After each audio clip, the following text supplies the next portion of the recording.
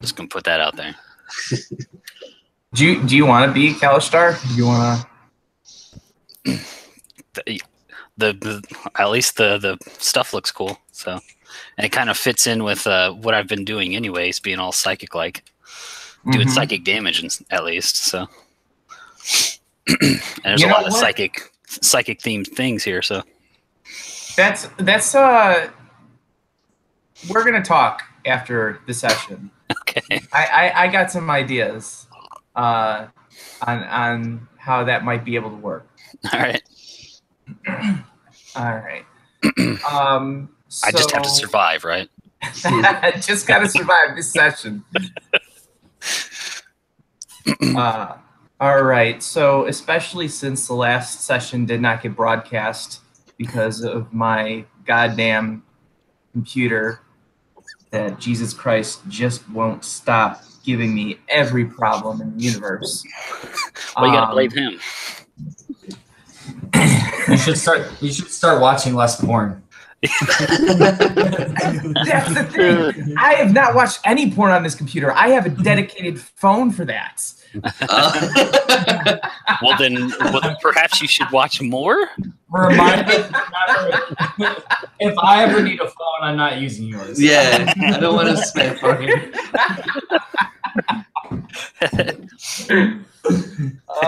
Hey, I need to make a call. Where's your wife? I need to make her phone. So, who would like to give a recap for last time's session?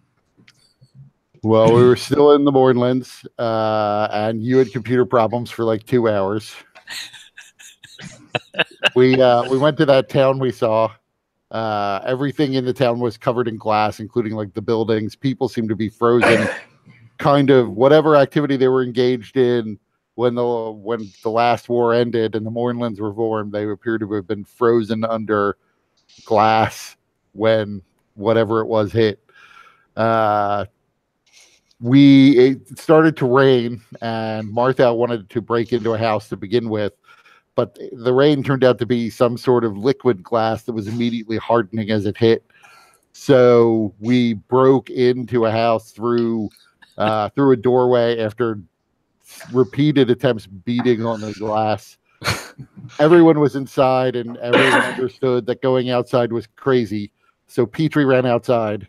Yep. And to save a squirrel, I believe.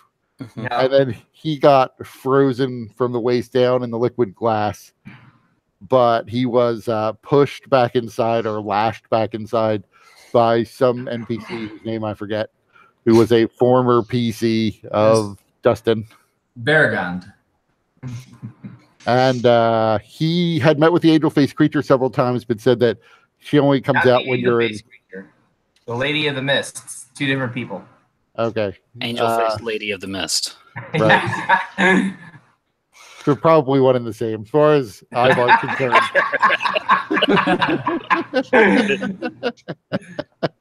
Their assumption.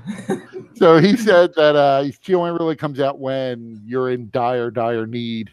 And she keeps coming back to him because she's so surprised that he wants to stay here in the Mournlands. And he gave us 1 or 2 places where he had run into her before. And then we all decided we were going to rest.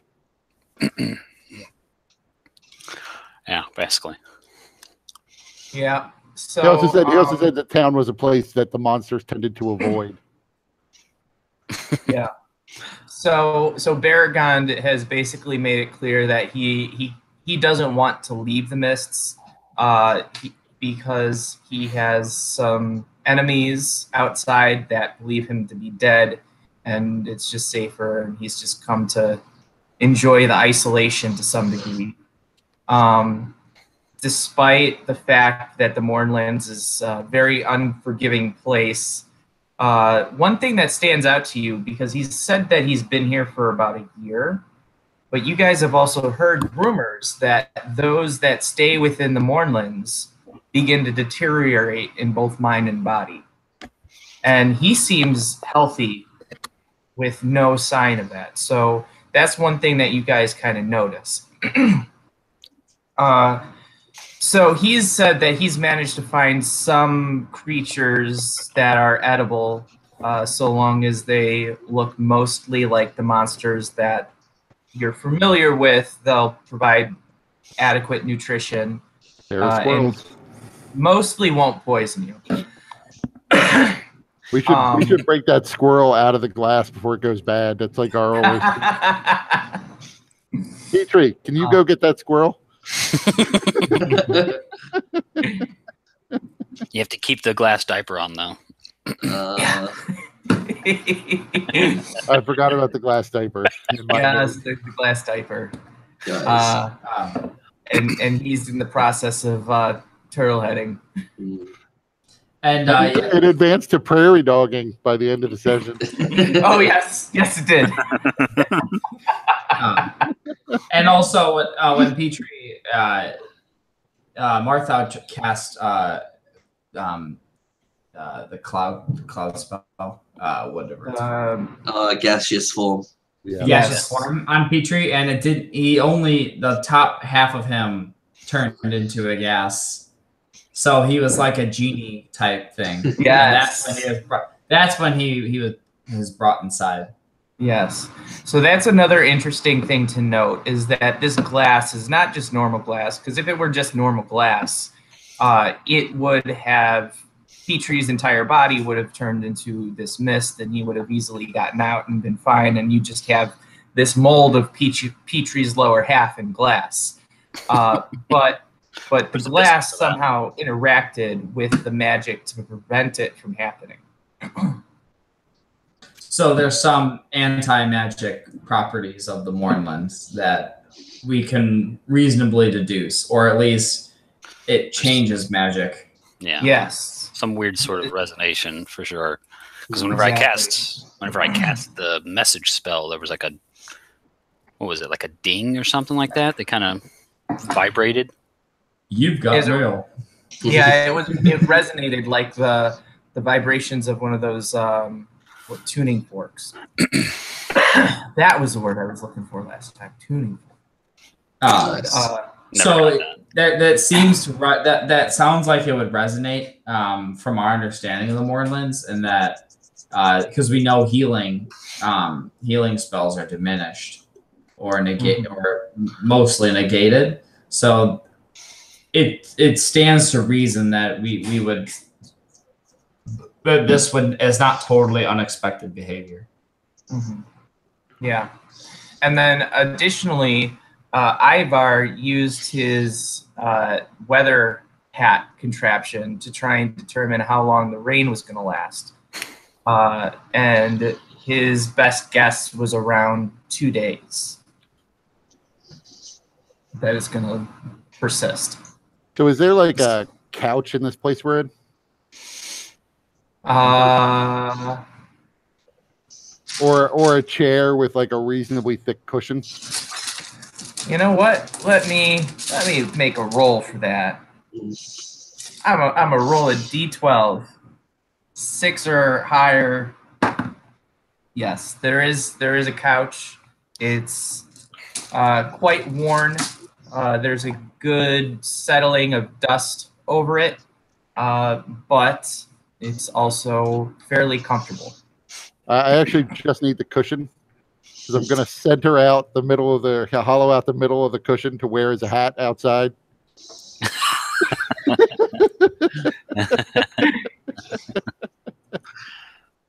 Sure. Okay. Sure. Give me a crafting roll. What do you want? Do you me have to any roll for tool that? sets? Tinkers, yeah. I have tinker's tools and thieves tools. So I'm sure I'm sure I can tear like a little divot into the thing to wear it as a hat. I may have to hold it. But I'm fine with that. Well, we're doing the roll to see how intricate you get to make this. Right. It's not, you're not gonna fail because, like you said, it's just a cushion with a hole in it.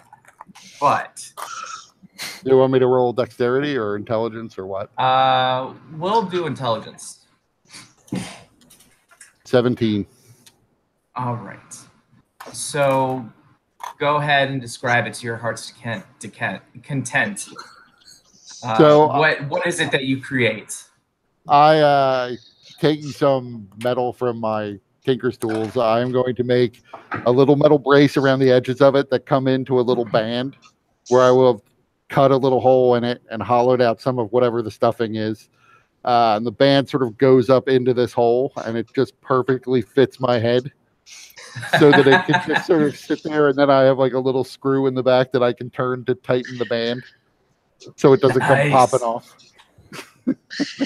Awesome. So you guys see Ivar making this just as you guys are getting ready for bed and making whatever arrangements and rolling out your packs and everything. And you see Ivar making this hat out of cushion.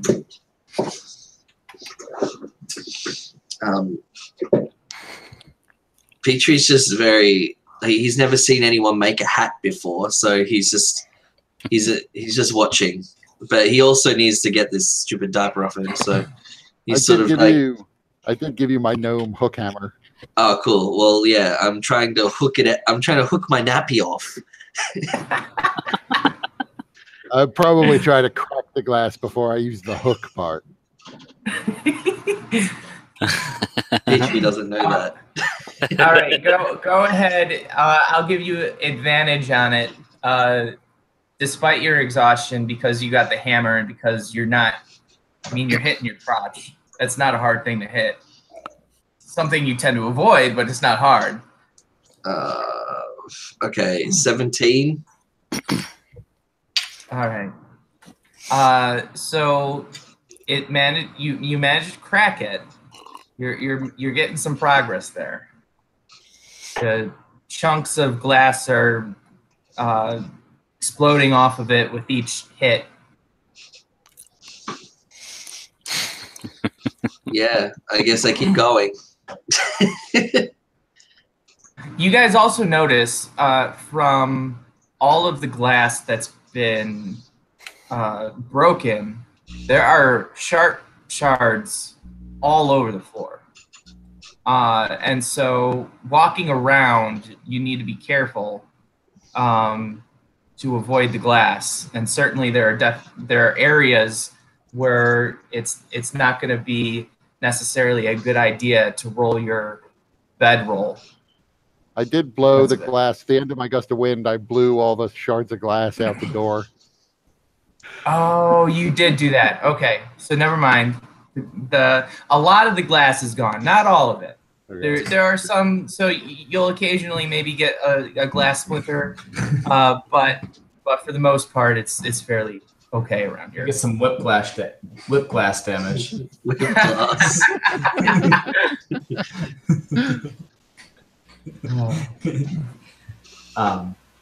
So I go, after I make my hat, I go marching up to the bedroom and then go in and see that the corpses have been placed in the bed.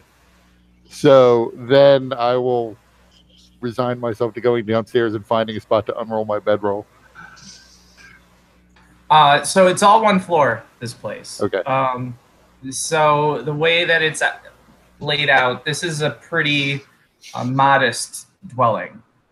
So the living room and the kitchen are kind of the same room, and then there's one room on either side.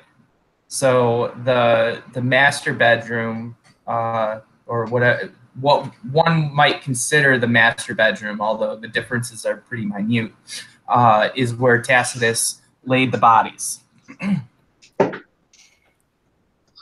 Oh, if there's a child-sized bed around here, that's perfect. So, opening the other door, you do discover a child-sized bed with several stuffed animals lying on the bed, and a little children's-sized dresser.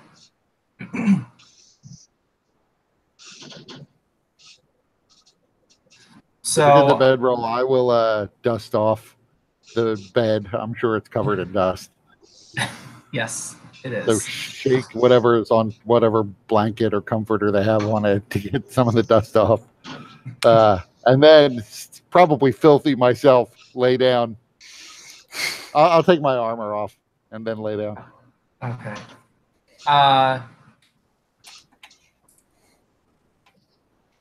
Roll a d20. Where did my d20 go? No. No modifier. 9. Okay.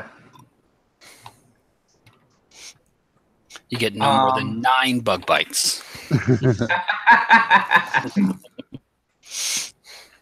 So, what is everybody else doing? Are there? So Martha is fairly exhausted. If I recall, we didn't do a long rest yet, right? No. No, you guys are just getting to it. Yeah. So last time you guys were on the verge of doing it, but I just wanted to make sure that you guys also had an opportunity to do any final things that you wanted to do before the long rest, since purportedly you guys are going to be here for a while. let's see. Last time we looked for books, and while Sire was fairly well read, we didn't. There wasn't like tons of books. No, there's only a couple of books, mostly on the history of Sire and the art movements and things like that. And the centerpiece of the room is like this tapestry of a knight smiling, having just defeated cockatrice. Okay. Martha is going to check the bodies and kind of see if they have anything in their pockets. They've been dead long enough, so Martha's shame has went out the window. He doesn't feel bad about it. Give me an investigation check. Whose pockets are you checking? The dead people's. I hope you do this where I don't say it. Investigation. That is going to be a 18. Oh wait, no, that's intimidation. 12.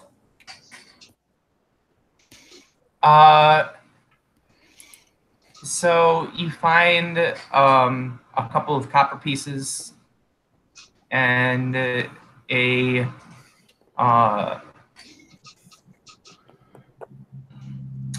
story dice. The kids' pockets are filled with pogs.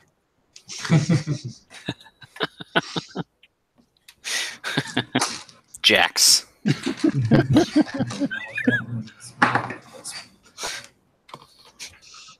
You find a mouth harp. A mouth harp?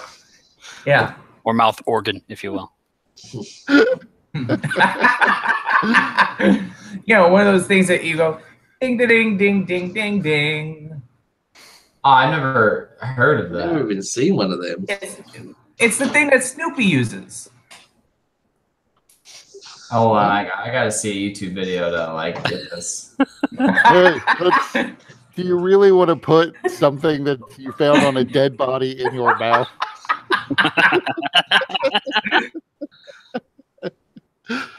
That's weird. What the hell? What's impressive is the large drink that he's taking before that, and like how like hammered he looks before he does that. Yeah, Anyways. I watched that too. That same one. First hit on YouTube. Anyways, Martha looks at it, then just puts it back. And you just put it back. He puts the coppers on their eyes and closes them, and she just feels like that's the right thing to do. Okay. Then he's. I feel like you're insulting them. Yeah, your possessions aren't even good enough for me to take. I don't know where that mouth harp's been. Then Martha would follow Ivar to join him in the bedroom to see what's up with the bed situation. You open the door and you see Ivar is naked and just lay it out. Well, before he even gets there, Martha, give me a dexterity check with disadvantage because you're exhausted. Oh man, I had a net 20 on that. It's gonna be an 11. So you don't fall on your face, but you do stumble. And you look to see something poking from under the bed. And when you get it closer, when you kind of look closer at it, it looks like an arm, like an elbow. Like poking from like out from under the bed. Yeah. I'm gonna go bend down and look. Never seen a horror movie, have you? It's a clown. It is. There appears to be a dead body beneath the bed. It's not moving. Well, I would hope not if it's dead. Well, you assume it to be dead. But it's also wearing armor. Ivar, do you see this? Ivar's naked in bed. Yeah, he can, but he's not sleeping, right? Well, he's not in the same room. Oh, okay. He's in the room on the opposite side of the cottage. I kind of call out. Somebody want to help me? Give me a hand with this. Kind of calling it out into a little bit louder, so the others can hear. So Barragond gets up and kind of walks over. You can see that he's a little awkward. He hasn't really said much since he kind of was explaining and answering questions. It's pretty clear that he's not used to, or at least out of practice with being in contact with other people. But he takes Martha's calls pretty seriously and goes to help you. And he's like, that doesn't look right. Tell me about it. Let's try to move him out so we can get a better look. All right, so you guys drag him. You drag the body into the middle of the living area. Okay, so he dragged him out of the bedroom and like through the door and into the living area. Mm-hmm. Now, when we dragged him out from under the bed, was like I feel like at that point when I got the full frontal of this dead body, that I would have like stopped to decide what to do with it, rather than like dragging it out of the door and into the living room. It looks like a soldier. It looks like a soldier that from like very similar to one of the corpses that you guys were stumbling over in the battlefield. Is it bleeding?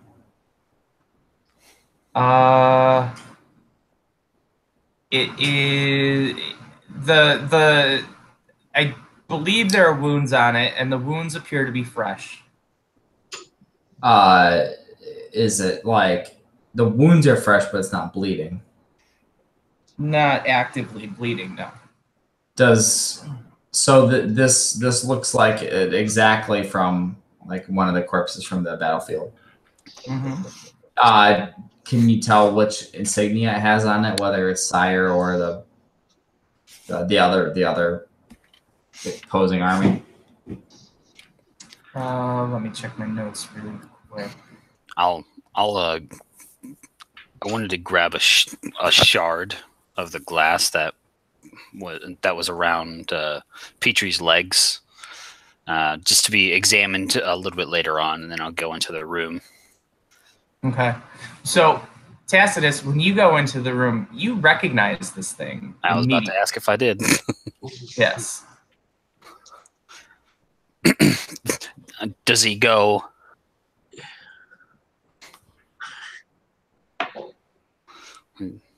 Wait, what? Does he go? No. The body looks inert. It doesn't move. It's not really responsive as far as you can see. Its eyes are open. Well, kind of semi-open. Like one is kind of like Daniel Radcliffe in that weird movie, Human Where he Swiss plays Army Knife. Yeah. Yeah. I haven't seen that movie, but I know the It is concept. so strange. I believe it. So fucking strange. Which movie? Just like Horn? Are you talking about horns? no, Human Swiss No, it's Army. like something like that. Swiss Army boy. he plays or a something. dead body that talks to the other character. Yeah, Swiss Army Man or something like that. Yeah, I think that's what it is. Yeah. Yeah, it's like this guy who is in some kind of accident and gets stranded on some kind of island, and he's the only survivor, and he finds this dead body, and this dead body is Daniel Radcliffe, and he's magical. And he manages to use him as a tool for anything that he might need. So, Like as a jet ski or something like that. yeah, and a water pump, and Horns And- was also really weird, but Uses the gas to help start fires. yes. I'm gonna call to Petrie, recalling that he also had a somewhat similar instance with seeing something move. Yeah, Petrie is walking over, but he's like staring at his crotch, and he's trying to take this. Come on, focus. Does Yeah, this body look familiar to you? it's a lot less. Well, it's a lot less dead than those ones, and he points at the skeletons. Also, so- it's Siren. The regalia indicates it's a Siren soldier. So, do we put the mask on it? No. Oh. This body doesn't look familiar to you then? No. All right, go on. Okay. He just goes back to looking at. He walks out the room looking at his crotch.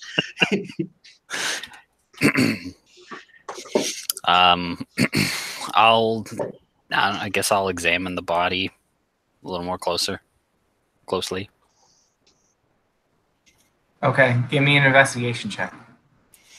Sure thing. Investigation. I guess I have disadvantage still. Fuck, that's too bad. Okay, still not bad. All right. That will be a 19. Okay. So it's definitely the one that you saw before. You're absolutely certain of that. Now, when you're doing the investigation, are you checking it like for things on its body, or like what is it that you're? Is there anything specific that you're looking for? Any other peculiarities, I suppose. Anything that would make it stand out. Something that I wouldn't expect a Syrian soldier to have, maybe. So there's nothing that you wouldn't expect a Syrian soldier to have. He's got all of his standard gear. The thing that's really strange is that it appears to have patches of glass on it. Okay. Just patches. And around the joints, there's broken glass, and some that seems to have been, even though there's cracks, it's been glassed over again.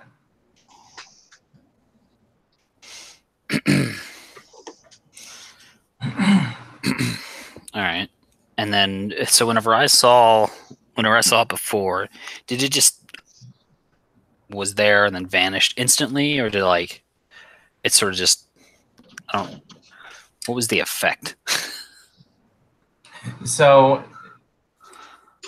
you do have your keen mind, but I'm going to say because you're exhausted, I still want you to do an intelligence check. Sure. To determine if anything was significant about it. You can do it with advantage though. Oof, good thing. Let's see. Fuck, damn it. Just regular intelligence will be 10. That's good enough. It was a fairly big thing. You notice that it kind of made a gesture reminiscent of a somatic component before disappearing. Okay. I will commit that to further memory and evaluation, I suppose. I don't suppose it would be something I could perhaps recognize.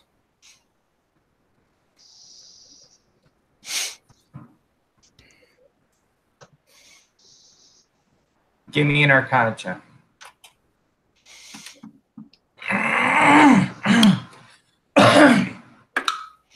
Fuck.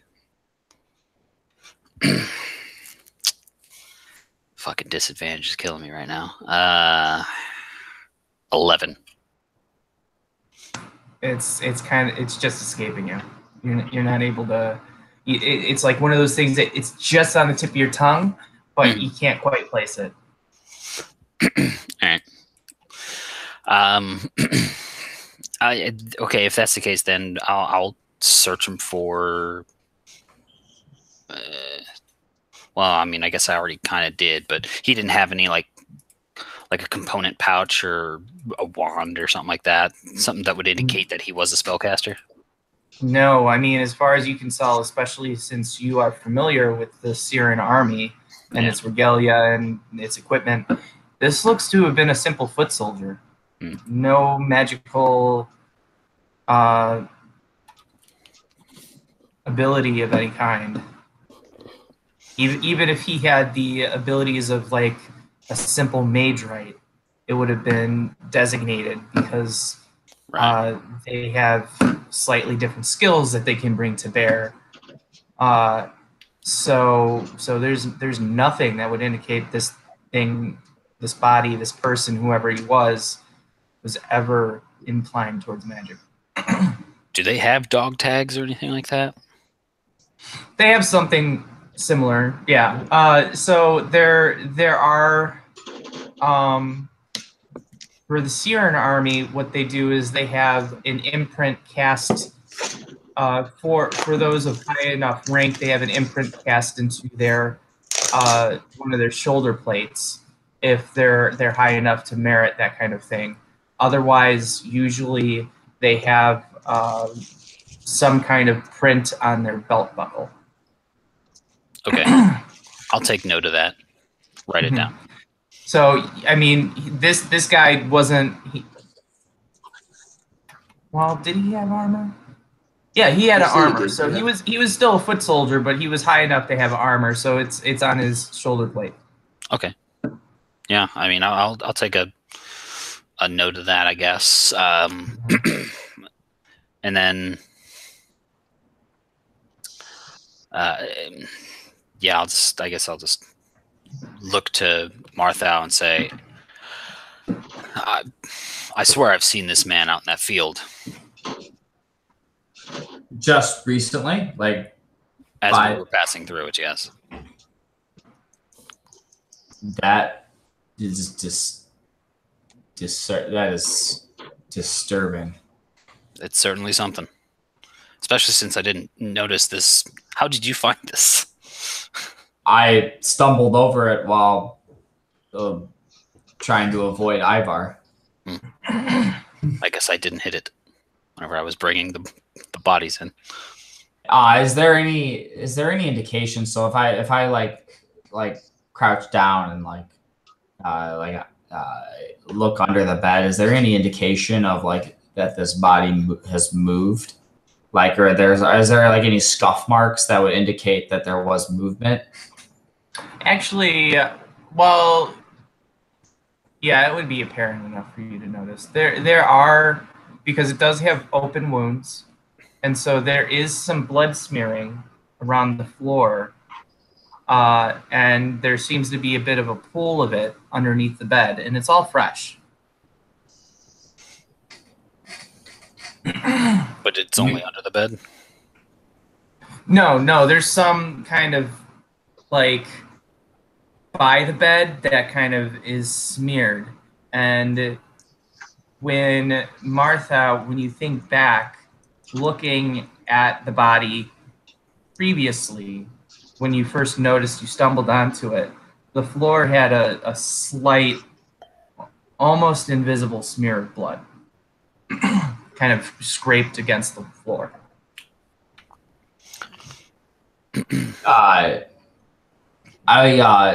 Is Baragon still near us? Yes. Hey, Baragon, have you, by chance, been to the battlefield just outside of town? Yes, I have.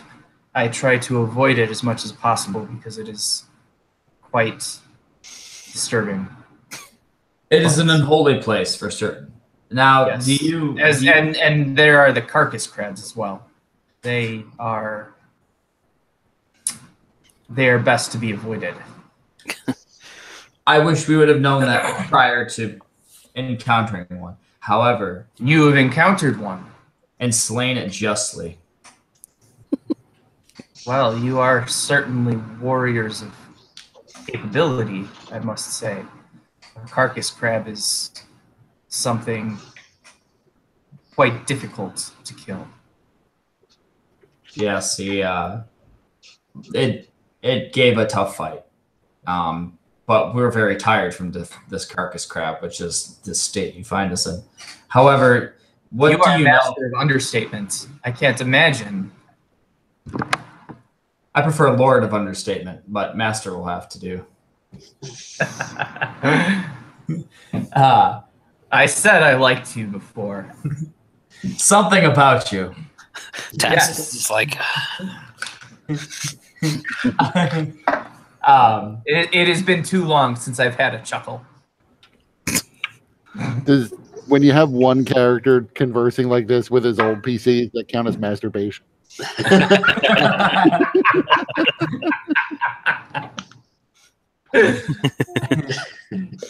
I mean, metaphorically, maybe.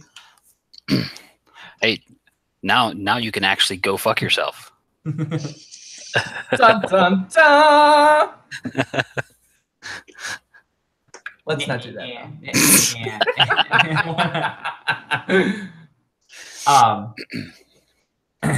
Do you Maybe know anything? Martha's dream.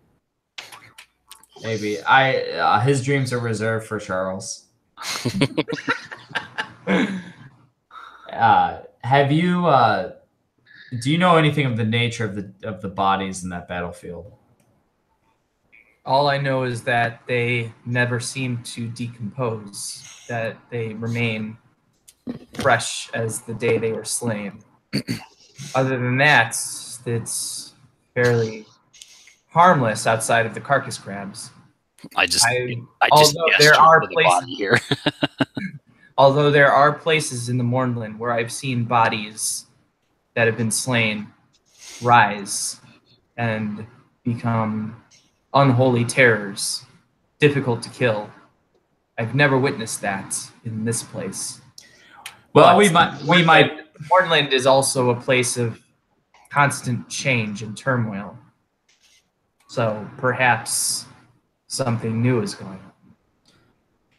I say we should take this body out and let it solidify in the glass as soon as possible. That is not a bad idea. So, Tacitus, Baragond, Ivar, Petrie, will you help me carry this thing out post haste? Ivar almost certainly would, but he's actually in the other room, asleep in bed or trying to fall asleep. But you guys are talking right outside. I mean, Naked and spread out.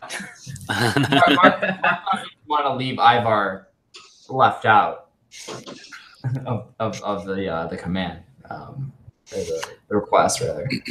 I mean, while they were talking, I probably would have kind of been examining more closely around the bed, like tapping, seeing if there's anything that seems hollow. Mm-hmm. Go ahead and give me an investigation check. Maybe he fucking came up from the ground. This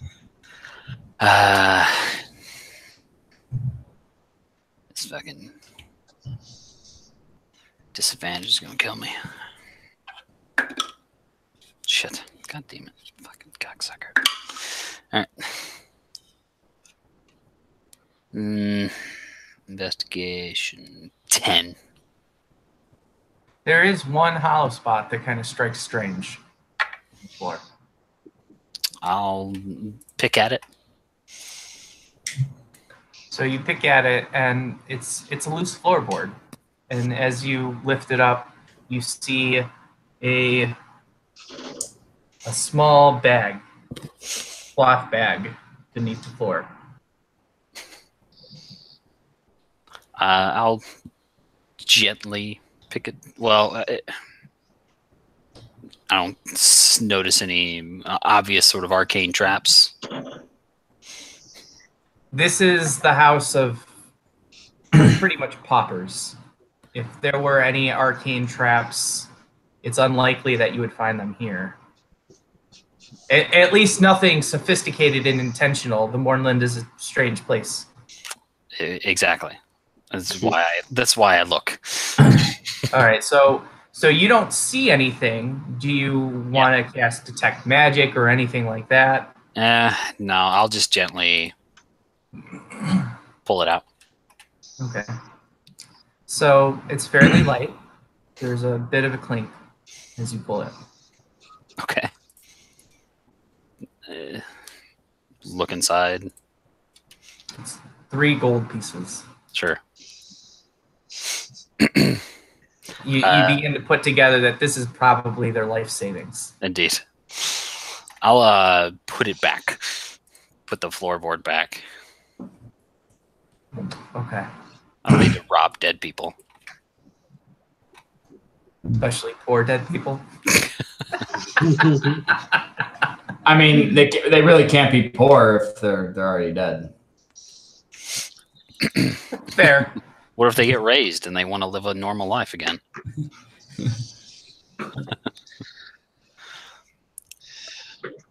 So that's the only thing that you notice about the floor. Everything else seems sturdy. So there doesn't seem to be like an origin to the trail of blood, right?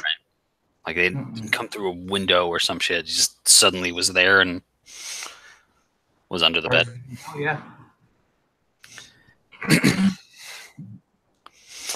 All right. Just to be thorough here, I kind of want to do a quick medicine check on the guy, perhaps, just to make sure this guy is actually properly, truly dead, like the other guys were out in the field. Okay. Or you know what? I'll just tell everybody, hey, hold off a second. And give me 10, maybe 20 minutes. And I will go ahead and attempt a... Beargun's like, you want 10 or 20 minutes with the body for what? I pull out a pearl. I'm just going to examine for magics.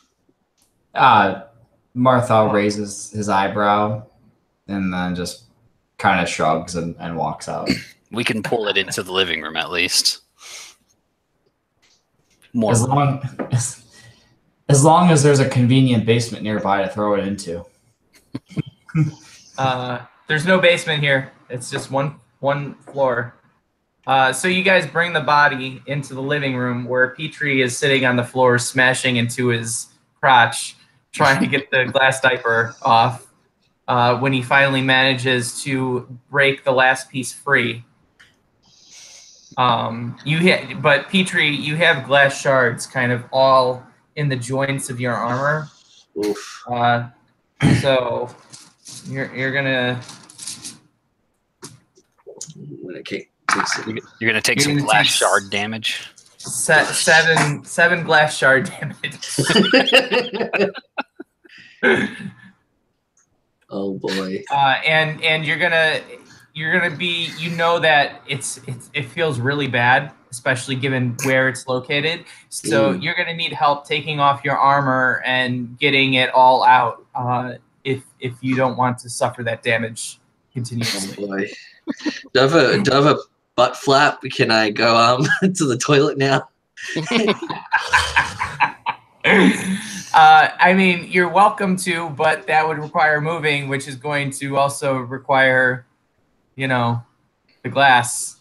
So Oh man. you got to pick which are you more comfortable with or less comfortable with, as the situation may call. Guys, I'll give you a constitution check to try and hold it back. all right, let's do that. I'm gonna do a check or a save because I think it's getting to a save point now. I'll give you a save. Sweet. All right, 19. All right. You're pretty confident that you can contain it, at least for the time being. You slooped it back up and brought it under control. People, I need what this doffing. campaign has come to. I need doffing. Someone doff this, please. There's glass near my wee. Jesus Christ. Baragon is like, by the sovereign host, do you truly talk like this? What is duffing? Doffing is taking my armor off. Oh. Yeah.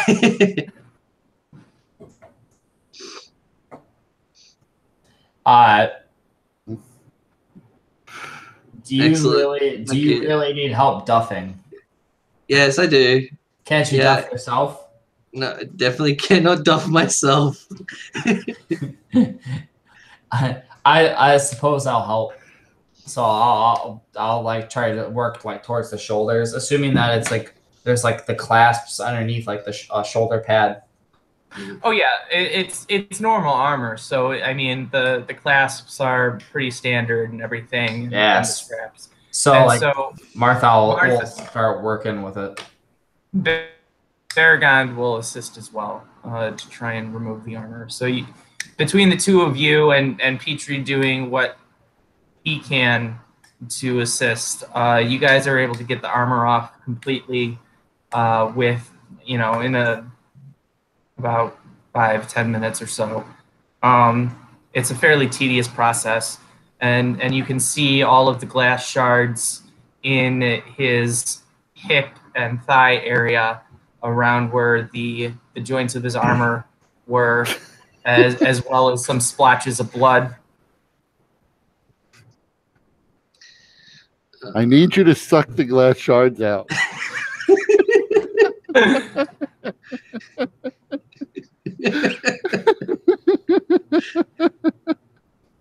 Oh boy. Petrie is very ecstatic that people helped him, and he just says thank you, and then he says, all right, now I need to find a chamber pot. I'm off, and he just throws his armor onto the floor and just starts and runs off to look for a chamber pot wherever it would be. All right. So the glass that's in your tunic and everything is still quite painful, but nothing to necessarily, nothing big enough to cause damage at the moment. You find a place to relieve yourself in the master bedroom. I'm not going to say whether or not it's a proper place, but you have decided that that's as good as you're going to get, and you can't really hold it any longer. Yep. And I sort of just I push it along the floor underneath the bed. and then I leave the bedroom. All right. So Baragon sees your whole area and the blood and everything, and is like, "You're gonna need to get that looked at." Oh.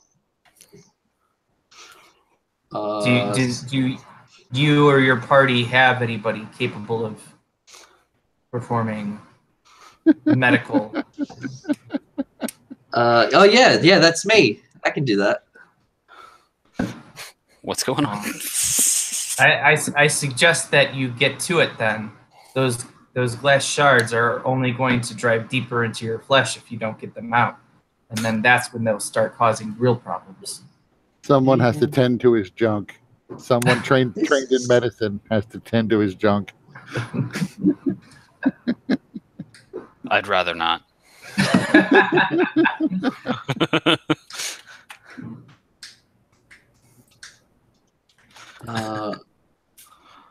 Life or death, I'll do it, but you ain't dead yet. So yeah, I'm not dead yet. Yeah. So I look at my junk. And I'm like, all right. So how am I meant to get it out? Like just with magic or? Well, give me a medicine check. Okay. I got a 1.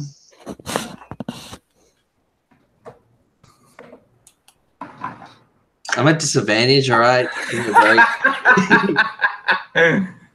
All right. So you're pretty confident that you could just like use your magic to heal it and it should be fine. Cool.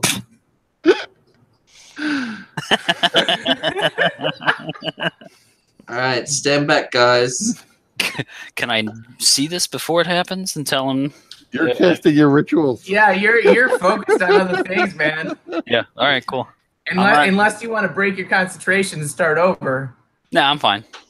Okay. I thought that would be your response. He got himself into this situation. He can get himself out. Maybe. Baragon is like, oh, I probably wouldn't, but I'm sure you know better what you're doing, being a cleric of the Silver Flame. I trust that they train you in the medicinal arts. Yeah, I got this. And then I cast a big cure wounds on myself. How many spell things can I drop into it? 5 action points. And... I'll use my second level. We're going for a long rest, aren't we? Yeah, it should be fine. I drop a third level spell slot into it, so that's like 3d8s plus spell modifier.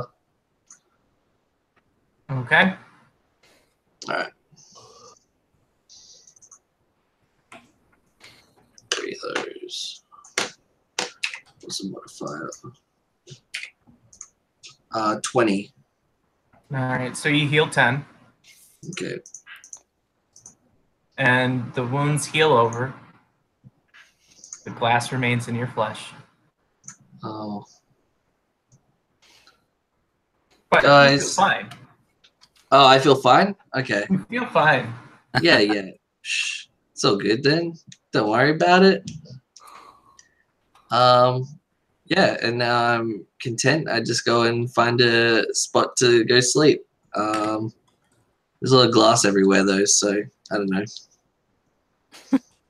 Yeah. You know, Ivor did such a good job of getting the glass out, and then Petrie's glass diaper is now just everywhere. Yeah.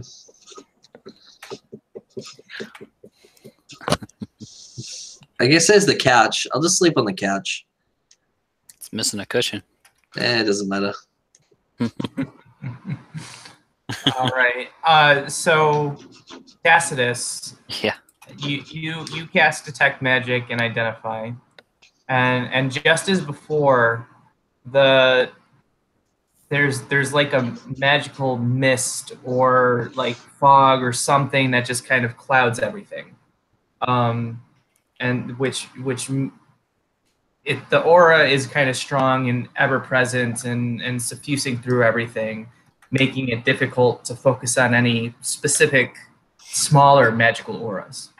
But So you do. I'm kind of hoping that the sheer number of times that I cast it, I kind of get the sense like, okay, this is what's always there, and I can then sort of focus in on what's different. Yeah. Well, one good way of kind of thinking about it is that it's like as if your normal vision, like you were in the mist, like there's just that fog, and you only have like that, like maybe a foot or so of visibility. So magically, that's kind of what you're experiencing.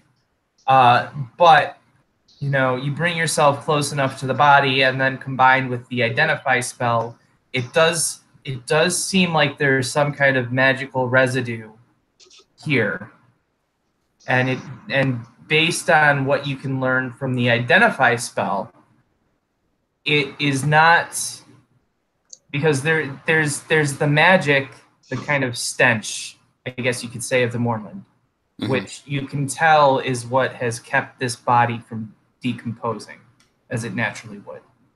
But there's something else there too.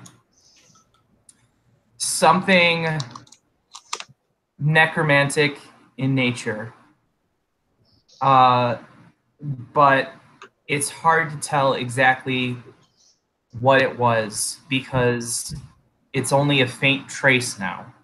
The magic, whatever it was, is quickly decomposing or diffusing, as if there was something there and it has since either stopped or left. And now there's just this kind of... it's similar to when a person walks out of the room and you notice their scent, and then it kind of fades when they're wearing perfume or something. Sure.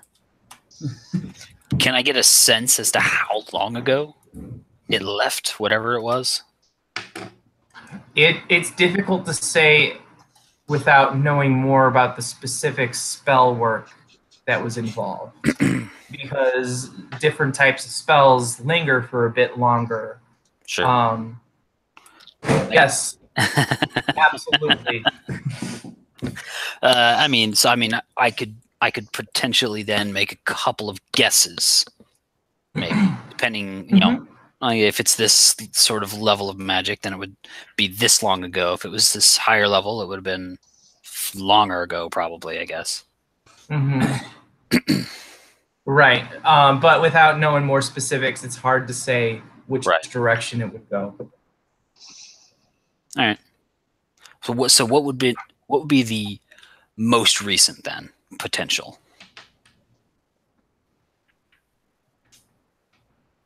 Give me an intelligence check. Do I have to do this at disadvantage too? Yeah, you're exhausted. It's fogging your mind. Oh, son of a fucking cocksucker. All right. Go from a 17 to a 3. So that's total 7. All right. I mean, from your best guess, you saw this thing before. And you're seeing it now. So sometime between then and now is potentially when the magic left. How long's that been?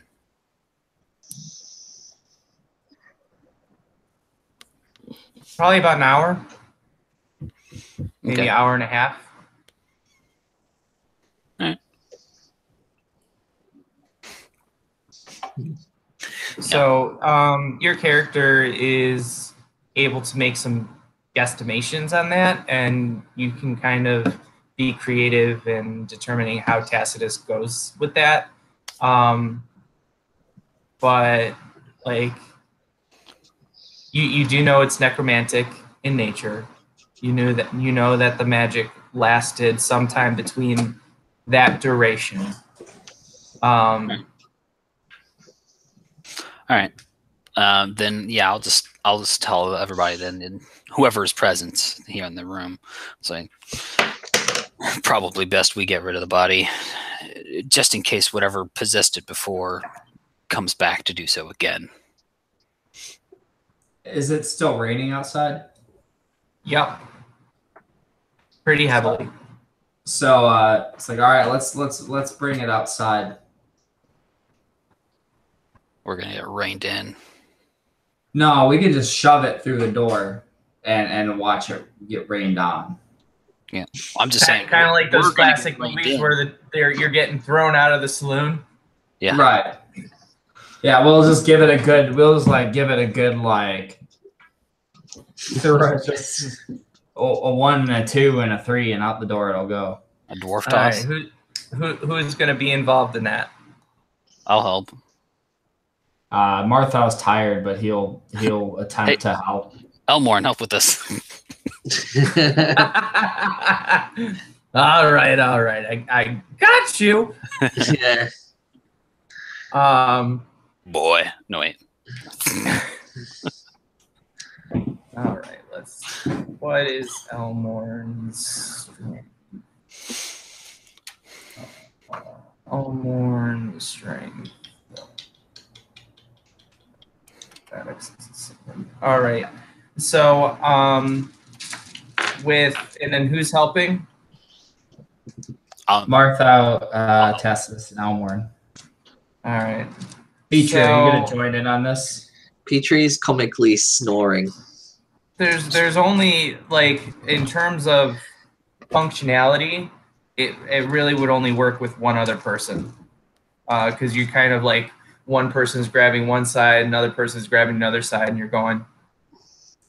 So Martha will stand back and supervise because I have a -1 modifier on strength. So I'm probably the next strongest after Elmorn, so. All right.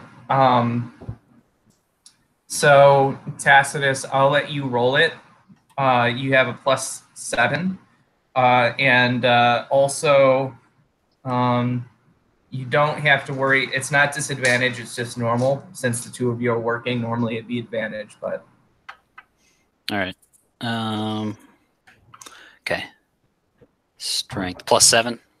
Oh shit. Yeah. Fuck. Drop the die. Can't use that one. All right. Here we go. Action point.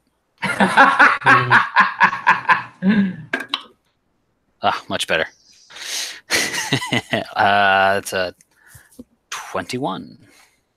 All right. So you guys managed to toss it a good 20 feet out the door. nice. That was Elmorn's action point. Yeah. Nice try.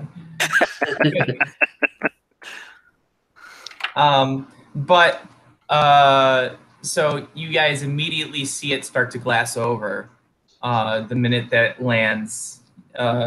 It's probably within another 5 to 10 minutes. It's completely entombed. It's like and Martha's like, nice job, and he's just gonna watch it for maybe 10 minutes. Yeah, I definitely watch. Just make to sure it doesn't move. Yeah. It's a pretty interesting thing to see. As the gleam gets more intense, there's a slight couple of times there's a slight iridescence to the glass, especially as the layers are kind of piling on top of one another. And it definitely becomes kind of smoothed out with the ground, to where the ground and the separation between the ground and the body disappears slowly over time. How far? I feel like there's like no room in the doorway from just years of piling on. I feel like we should have been walking at the at the roof. So that's why it took not only your what was that, Thunderwave, but also Elmorn's Thunderous Smite to get through the door, because there was that much glass that had piled onto it. So you guys are seeing kind of like glass icicles coming down. It's not fast, but if this went on for a long enough period of time, the door would become a solid sheet of glass again, and you guys would be trapped. And so that's something to keep in mind, is to regularly make sure that you're breaking that up. I had been doing that. Been a little busy, been past 20 minutes or so, but I'll get back to it. Martha, this is Tacitus. You were poking around. Did you find anything underneath the bed? No. I wonder how that thing got in here. I don't know. Whenever I saw it, it just suddenly vanished. So.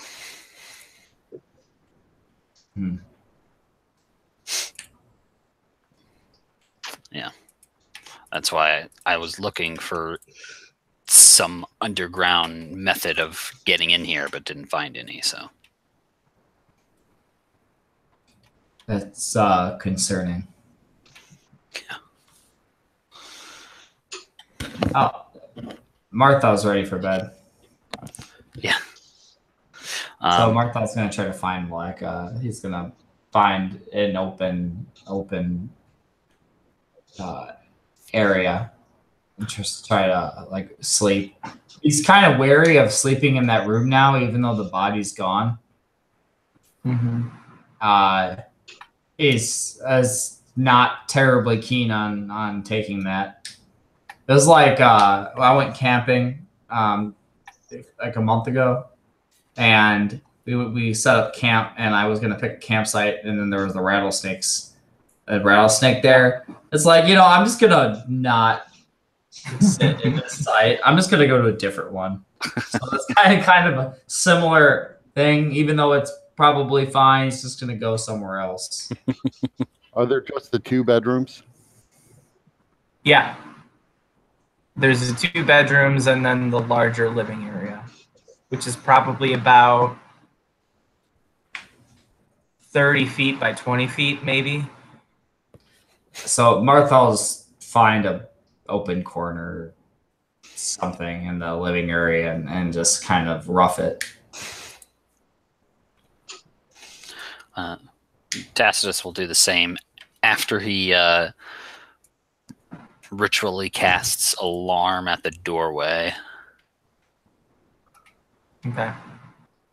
I'll probably do it at the doorway, and then also in the parents' room. And then I'll designate at the doorway one will be set off by any creature, and also Petrie. Wouldn't Petrie count as any creature? Well, I can designate creatures that don't set it off. Oh, okay. He will, so we'll know. And I will tell him that, like, you try to go through that door, we will know. He's pretending to be asleep. Badly. We will know. He's like,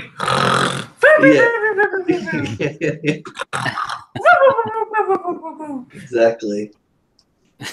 And then as you walk away, you hear, "You're not my real dad."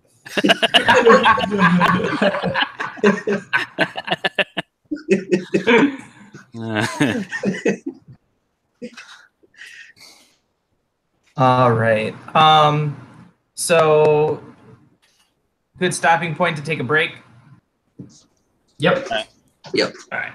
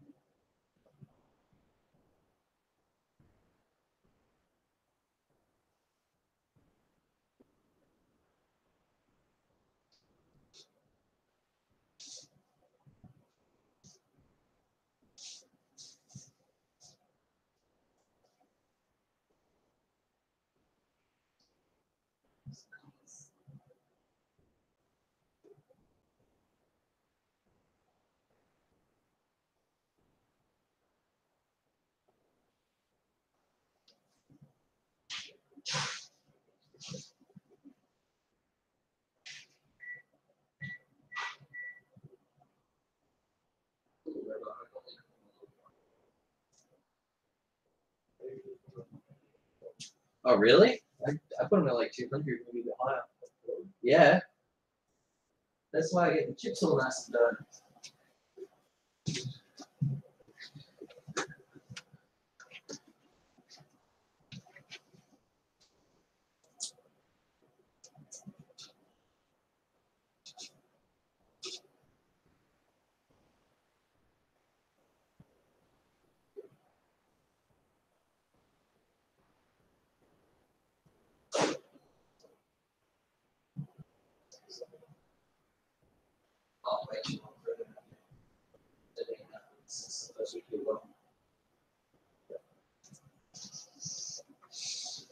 I didn't know they were even in there.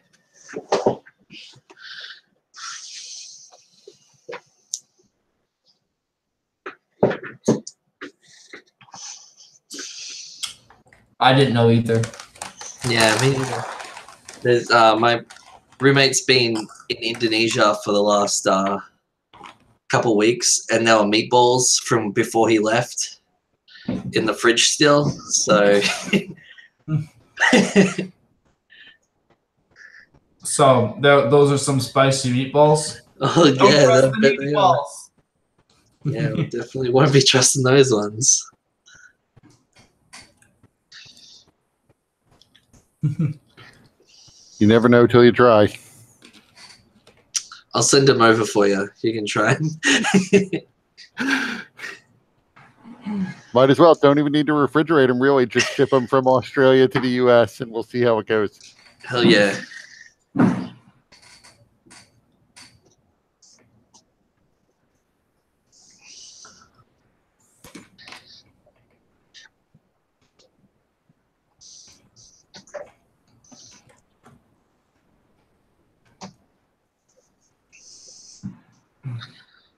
Wolfang, the Transformer.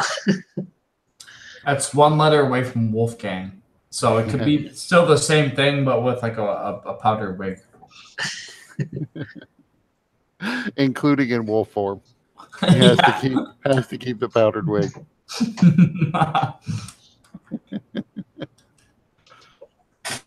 Yeah, I realized at some point that I was sufficiently old that there was this entire generation of Transformers that I'd never heard about until like a couple of years ago.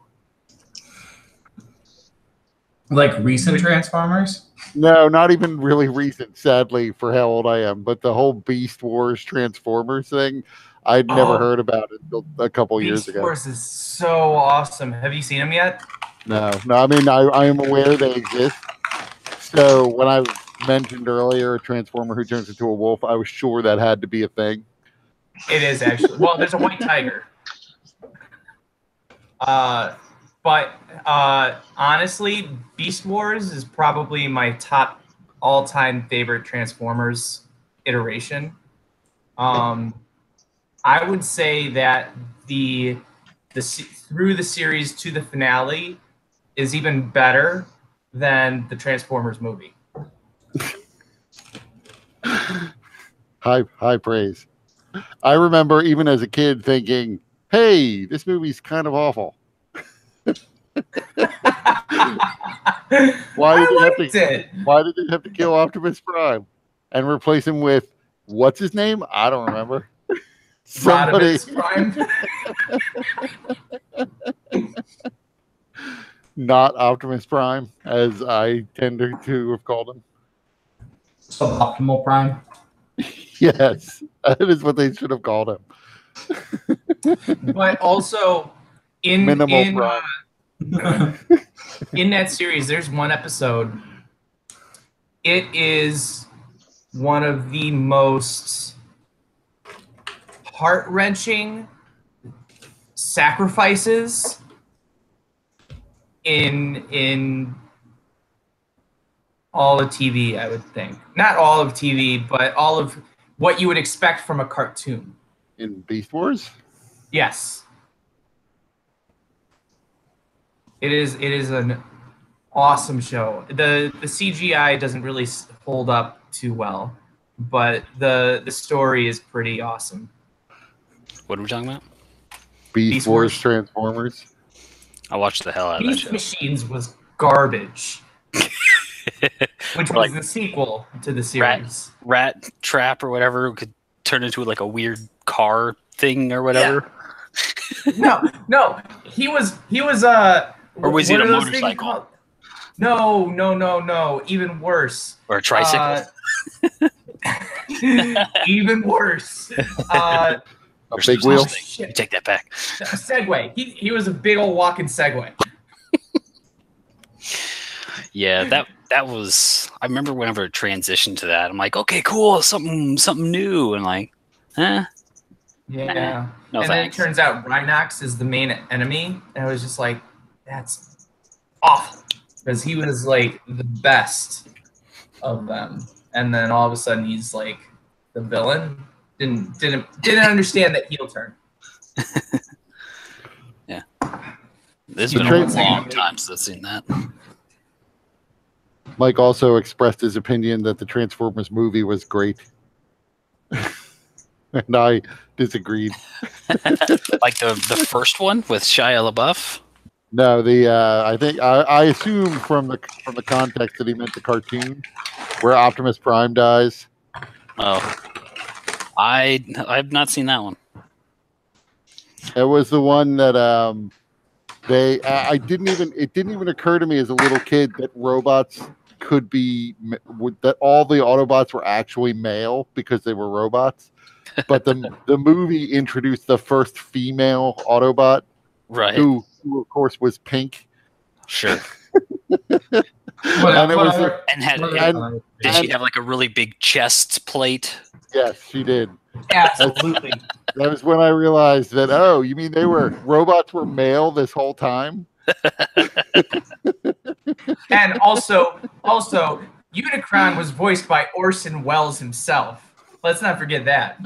Yeah, Orson Welles did a lot of crappy things towards the end of his life. He voiced, like, there was a really cheesy Nostradamus documentary that he did the whole thing on.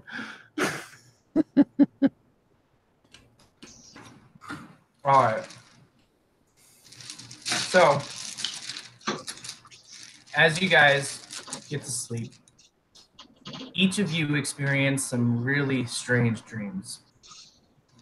And I'm going to leave it up to you guys if you want me to use a story dice to describe the dreams, or if we just want to move on to the next part. Story dice. Do I get possessed by a spirit? I mean, it's your dream.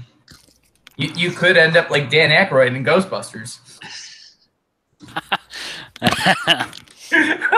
I'll take it. We're in a terrible place. I'll take every relief I can get. All right. So, each of you roll a d20. No modifier. teeth. 4. 6. 14. All right. Ivar, you're first.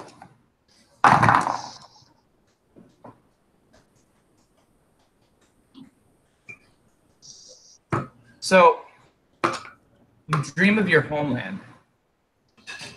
The buildings, the gnomish architecture, the interesting conversation that you've missed so much, with the layers upon layers of meaning and subtlety that you just can't find anywhere outside of a gnomish establishment.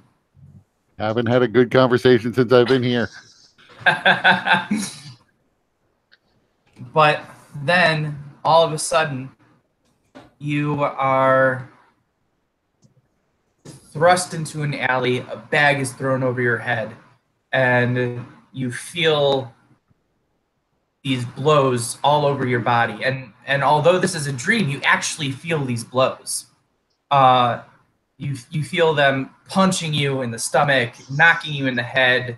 A savage beating that should have knocked you unconscious, but because it's also a dream, you can't become any more unconscious than you already are. And I awakened to Elmorn with like a bag of oranges.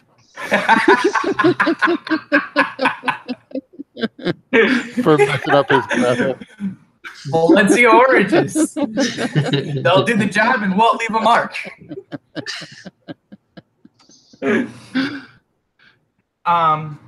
When the bag is taken off of you, though, you find yourself in a cage. It's not a normal cage, though. It's more like a bird cage. And you're the only one there. The entire room is black with a light shining down upon you so that you can't really see the detail of anything beyond this cone of light. And then all of a sudden, a massive figure steps into the light. Got to be like 7 feet tall, easily 600 pounds, but dressed as dapper as you can imagine. After a few moments, you realize that it's a GIF. And without a word, his arm reaches through and grabs you, seems to stretch to do so, pulls you forcefully through the bars, and then opens its mouth, and you fight against it, but then he just devours you in a single gulp, and you feel the crushing weight of his throat and the piercing of his teeth into your flesh, and you don't know what to make of it, and you're screaming but not making any sound until you feel yourself burning in the stomach acid, and then that's where your dream ends. No, it's got to keep going. It's got to keep repeating because it's a GIF. Wow.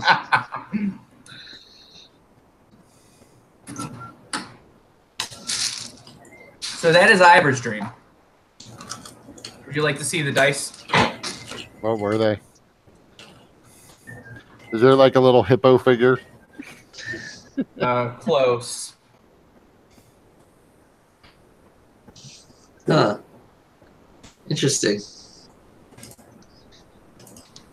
All right. So now, Martha.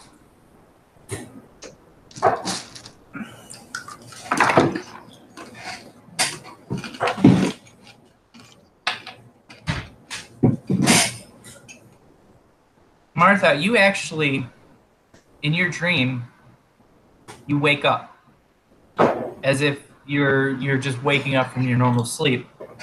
But suddenly, Do I know it's a dream? You don't. So I think I'm waking up. Right. But you wake up into a room that you don't recognize. And you smell this wonderful aroma and realize that you are intensely hungry.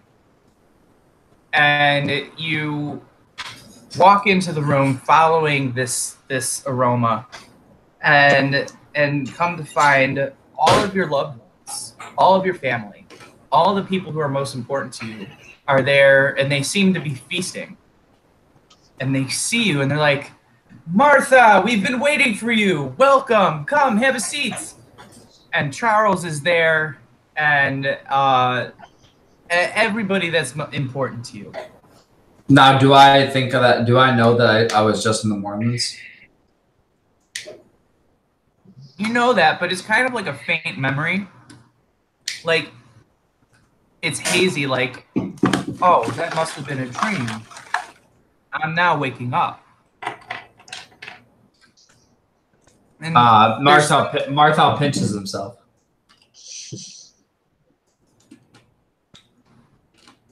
Give me a wisdom save.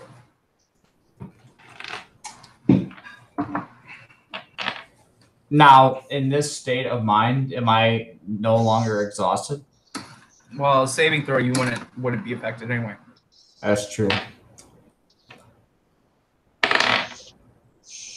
12.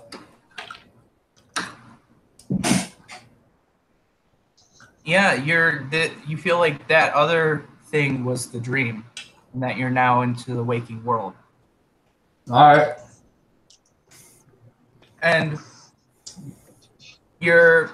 it's clear that you're celebrating something, some big milestone.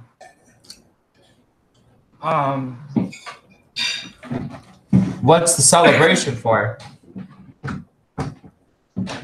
People begin to laugh at you and like, oh, come on, don't pull it. You're pulling our leg, all right?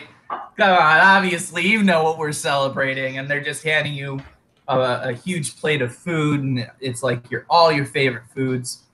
Everything is going great. Is there a fountain of stone piss?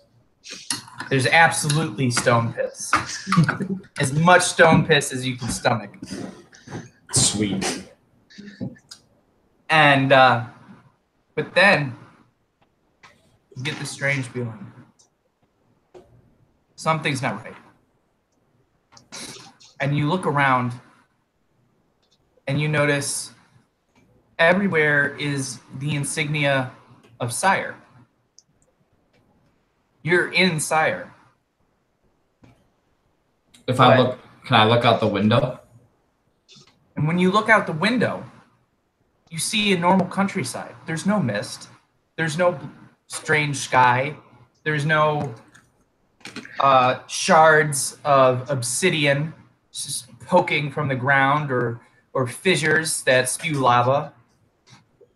No bodies that don't decompose. It's a normal countryside, a cottage in a very small town of a very close-knit community.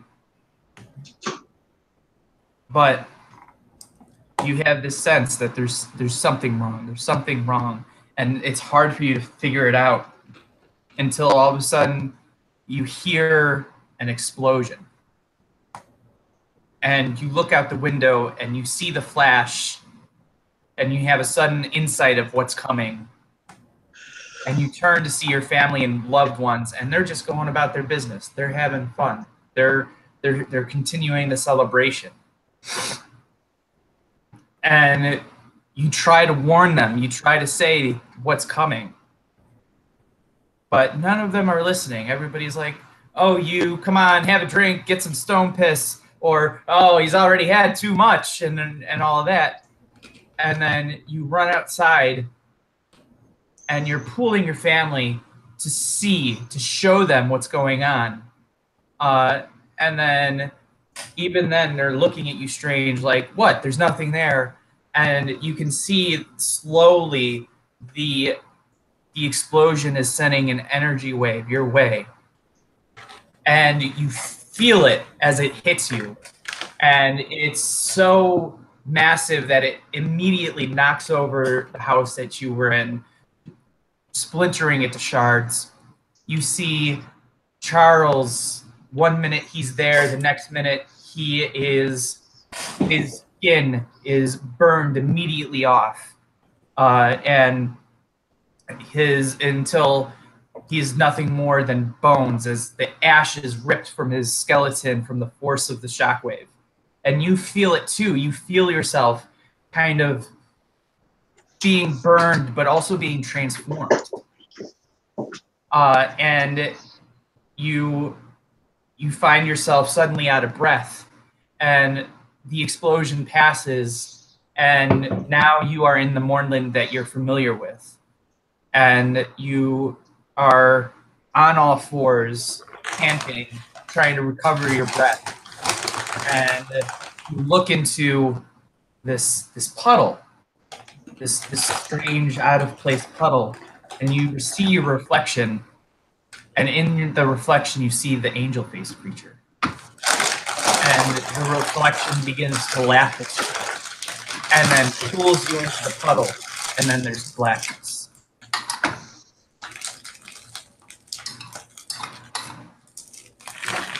You probably would see Martha sniffling or tearing up in her sleep. All right, so let me show you the dice that generated that. You also may be jerking around.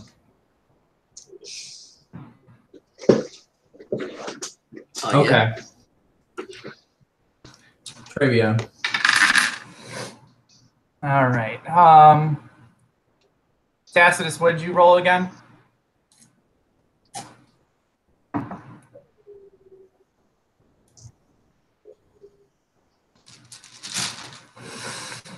Oh, you're muted. Yeah, I can't hear you. Sorry about that. I think it was something just barely over Petrie's. All right. Convenient.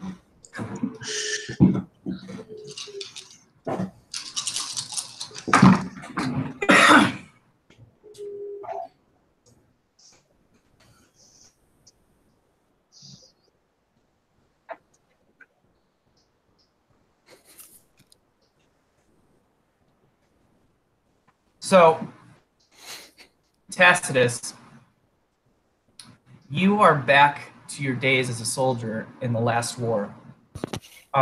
You feel yourself kind of come out of a fog, and all of a sudden you are in the middle of a battlefield.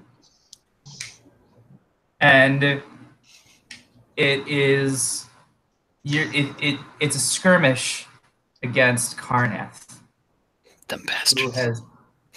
And you see them unleash their undead soldiers, the Karnathi zombies, that they're so well known for, being led by Bone Knights and other necromancers to command them. You rally the forces with you and see Elmorn by your side. And you begin to fight back the horde, and you fight and fight, bringing down your weapon, casting spells. But for every body that you seem to destroy, 3 more take its place. You see your comrades falling in battle, one by one, both to exhaustion and just the overwhelming numbers. Until all of a sudden you are crushed beneath a wave of Karnathi undead. And you feel yourself being crushed on all sides. You can't breathe. Your face is being pushed into the blood-soaked mud. And you begin to suffocate. And then all of a sudden, you feel yourself floating. And you realize you are now in the murky depths of the water. You don't know where or how. You're so deep that you can't see or even know which way is up or down or where the edge of the water is. And you fight for air because your lungs are continuing to burn. And in the distance, you see this massive Leviathan creature approaching you with tentacles and with this, it looks like there's a layer of mucus surrounding it and kind of floating around it like some kind of mist within the water, staining the water to a murky green, as if it's a murky green aura of mucus around this thing. And as it approaches you, you prepare yourself to be eaten by this thing because it is so much huger than you. But instead, it takes one of its tentacles and pierces into your head. And suddenly you feel your will drain from you, and you have an understanding that your body is no longer yours to control, but you are trapped in your mind. And you hear a voice in your head say, "Ah, you have been touched by Zorchiklik. You will be a worthy addition to our brood." I'd rather not. And even though you're screaming this and shouting this in your head, you can feel the pain of your body as you begin transforming. Your skin taking on a kind of translucence to it, and your features changing, becoming with kind of gill flaps arising around your ears, and your limbs lengthening, and the pain of this transformation is just overwhelming. And you, although you're fighting in your head against it, there's a part of you hear your own voice whisper to you, "Submit." And it's, even though it's a whisper, it's like overwhelming. And you just feel like, what's the point of fighting? Why am I doing this? I know why. This was not the future I had envisioned for myself. And then suddenly you have a vision of you with an army of creatures, much like yourself, changed like yourself, coming up from the depths and overrunning the entire continent of Corvair, and seeing Zorchiklik fall to these forces, knowing that your new master has been seeking this creature out. And that's what yours ends. And then these are the dice that I had for that. Huh. That's cool.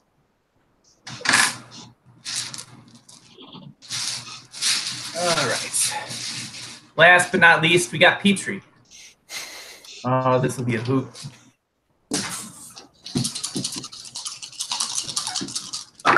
4 squirrels. What the fuck am I supposed to do with this?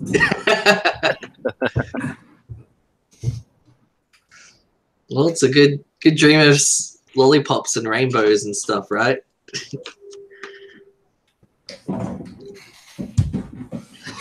All right. So, Petrie, you're suddenly with your companions of the Silver Flame. You're the people that were originally with you when you were first training to become a Knight of the Silver Flame.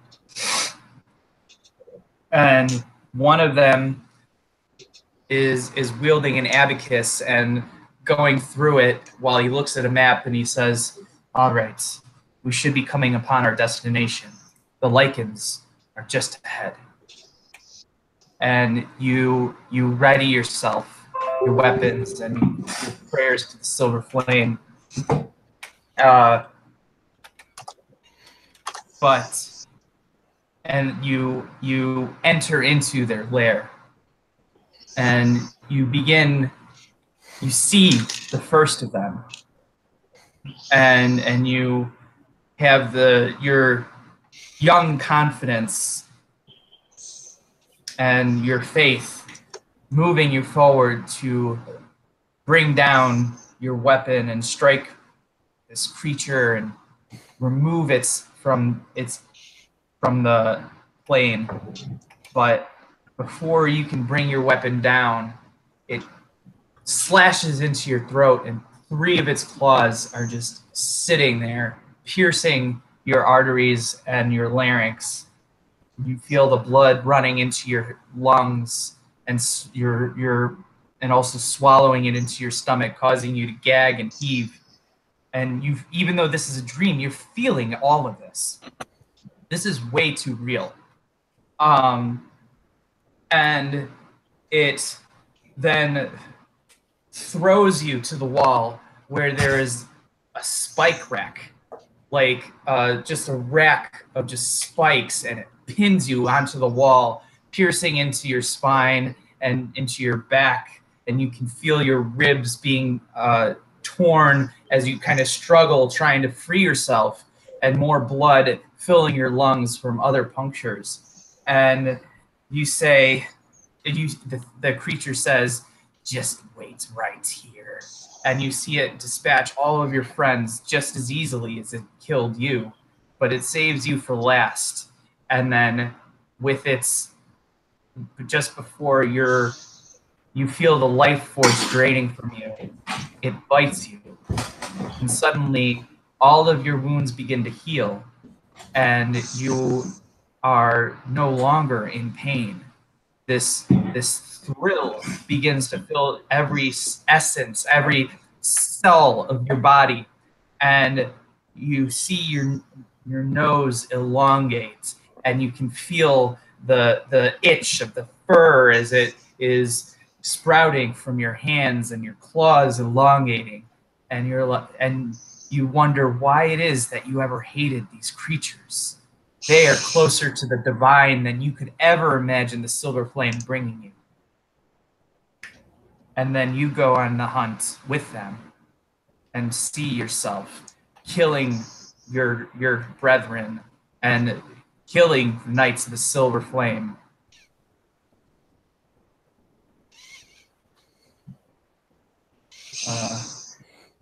This is what I had to work with for that one.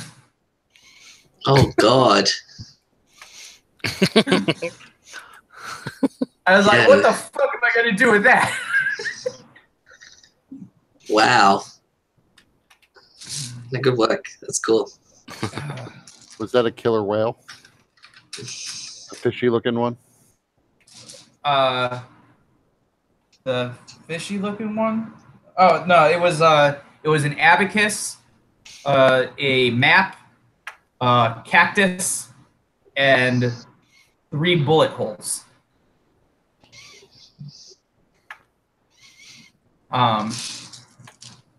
All right, so you guys,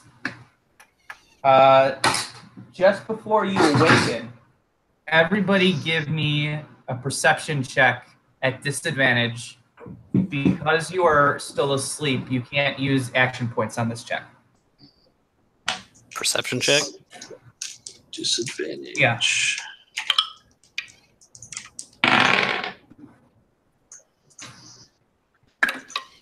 Fuck. I did it. Son Okay. of a bitch. 17. I rolled 2 12s. 15. 19. 18 to a 1. I hate getting a nat 20 and then not being able to.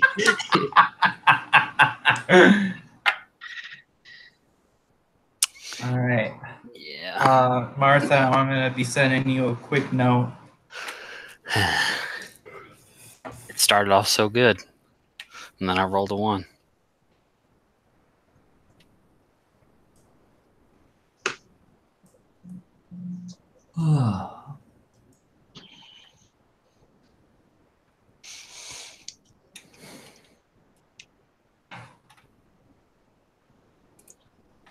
All right, so you guys are. You can feel yourself coming towards the end of your slumber. And all of a sudden, Ivar, a fire erupts throughout your body. And you suddenly waken and can't help but to unleash a scream of pain. And you see this viscous ooze running up your leg and around your body towards your throat. And everybody else, you wake up to that scream. Although Marthau heard something just before that. Marthau turns to look around to see if he could find the source. The source was where Ivar is sleeping. Can I see where this ooze is coming from? Is it coming from under the bed, or? It's coming from where you left your clothes and armor. Now, did the sound was a pop pop pop? Now, do I recognize that sound as belonging to like anything, like as they're poking around, like for example footsteps on the floor, or like knocking on a dresser or something? No, it's almost like 3 little explosions. So it's like the fire swamps. Princess Bride. So, Ivar, give me a Constitution saving throw. Are we, even though we had a full rest now, are we still at disadvantage? Or are we still exhausted? I'm going to explain to you guys what happens with that in a second after this is resolved. I'm going to use an action point on that one. All right. 17. All right. It's a good thing that you succeeded that, because I rolled 23 damage, so you take half of that. Boy. Now, did I get my hit points back from resting, or no? So each of you would normally get back your full allotment of hit points. However, you do not get that full amount. You get half of what you normally would have gotten. So if you had 20 damage, if you were 20 points away from full HP, you would only get back 10.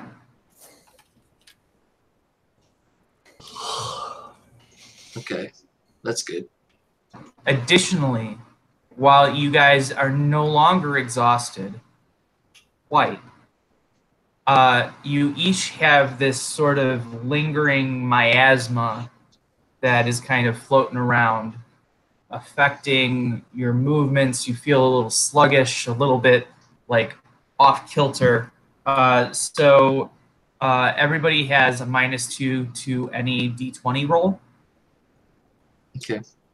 15 And then on my save. additionally, word, bears.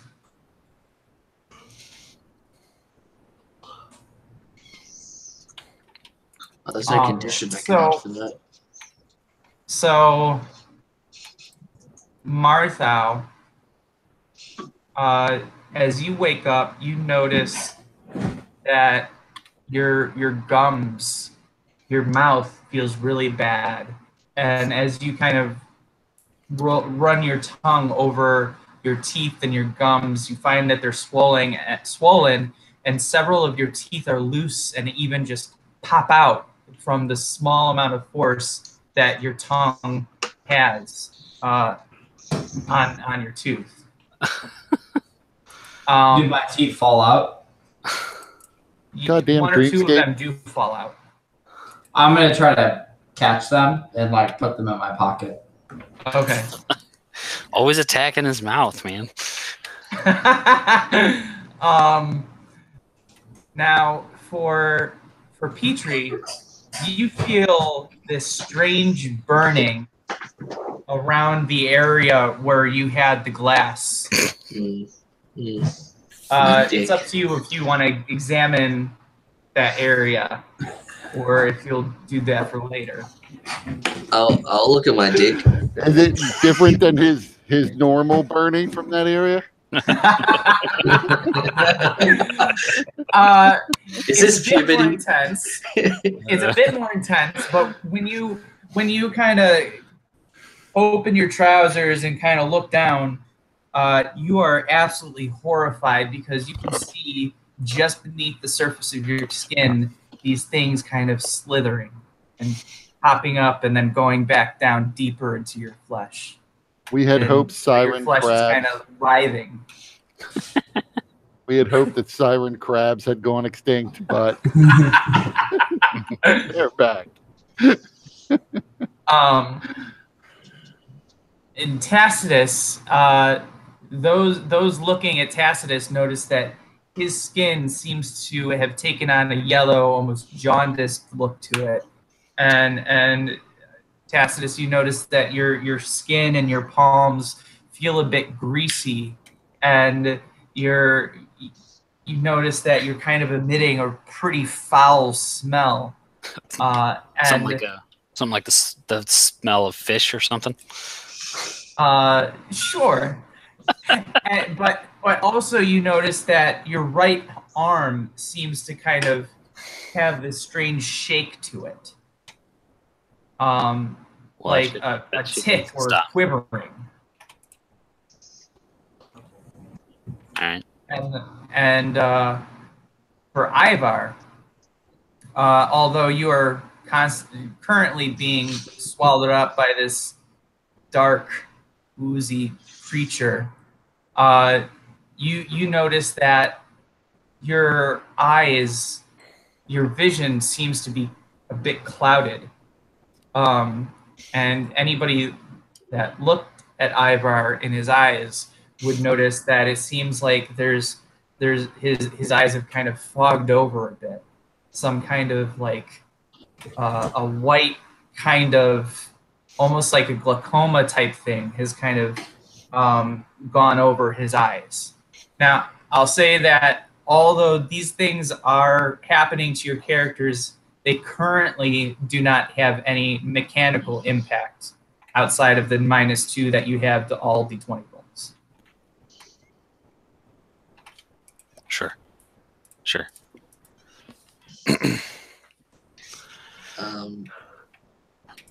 Welcome to the Mornlands. What about the other guy? And what about Elmore? No, I meant the NPC. Yeah. Yeah. Baragond? I know he's not here, but let's inflict a little body horror on Elmorn as well. Yeah. Yeah, absolutely. Yeah. We're not leaving him out. Exactly. Elmorn's hair falls out. He becomes completely bald. Wow. And he also seems to be constantly out of breath. It's like a constant struggle. He's not getting enough oxygen. No matter how deeply he breathes, how fast, and is causing him to kind of hyperventilate and causing a great deal of anxiety and fear, because it's almost like he's just on the verge of suffocating, but getting just enough air to where he's okay.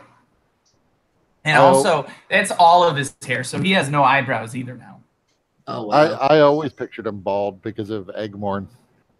I just assumed he was like a Humpty Dumpty like character. Yeah.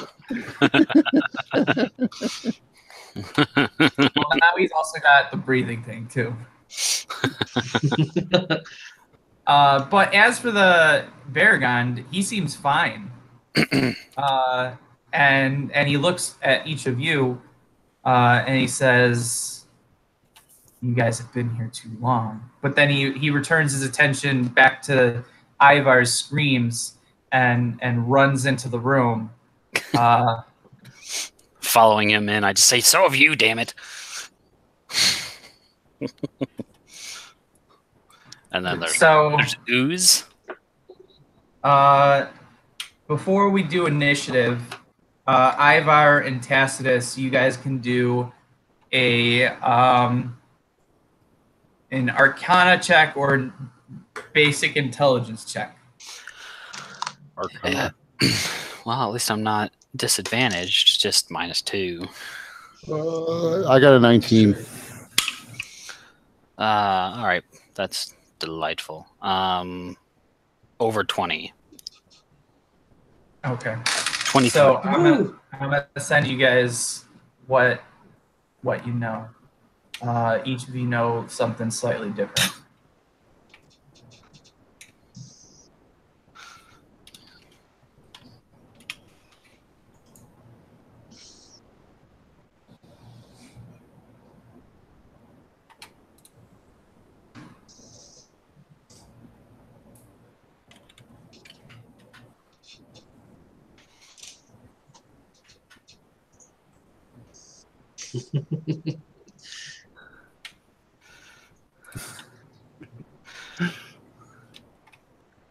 I think it's appropriate.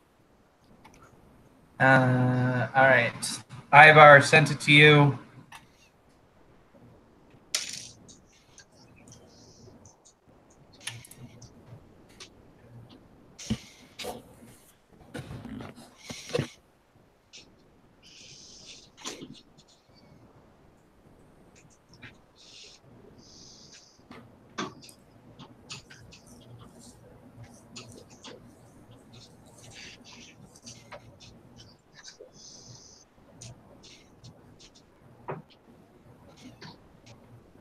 All right.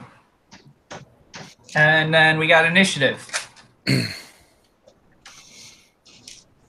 Okay.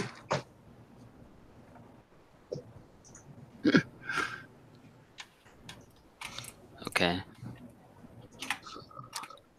9. I don't recall one, by the way. Initiative. All right. -2. Even with -2, I got a 20. I got. So we're still exhausted. No. You're not exhausted. You just have a -2 -2 to all D20 rolls. Which Yeah. is in some ways worse.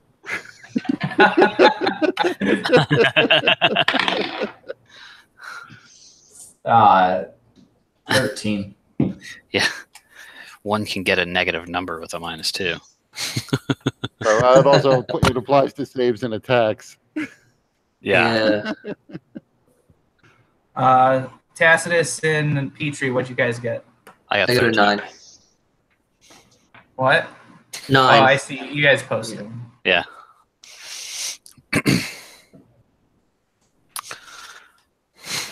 How big is this ooze?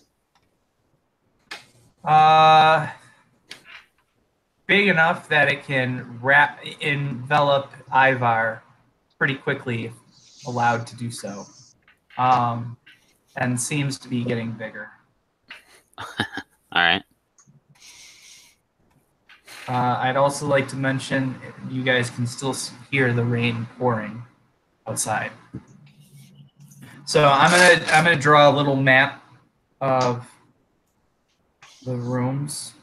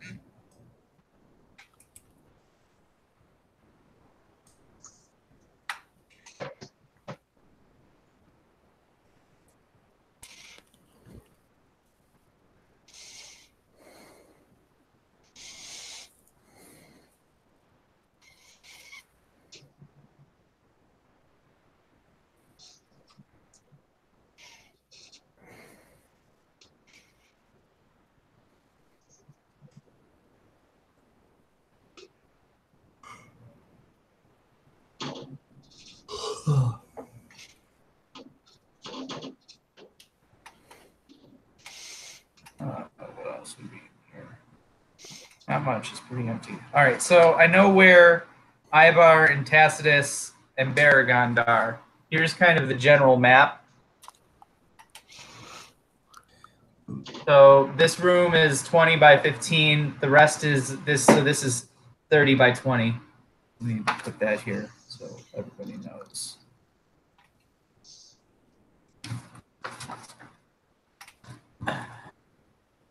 Okay.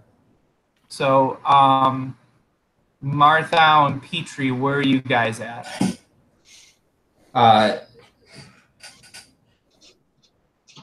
Since Martha would have heard the pops, he would have been going over to Ivar's room. He would have rushed there as well. Okay.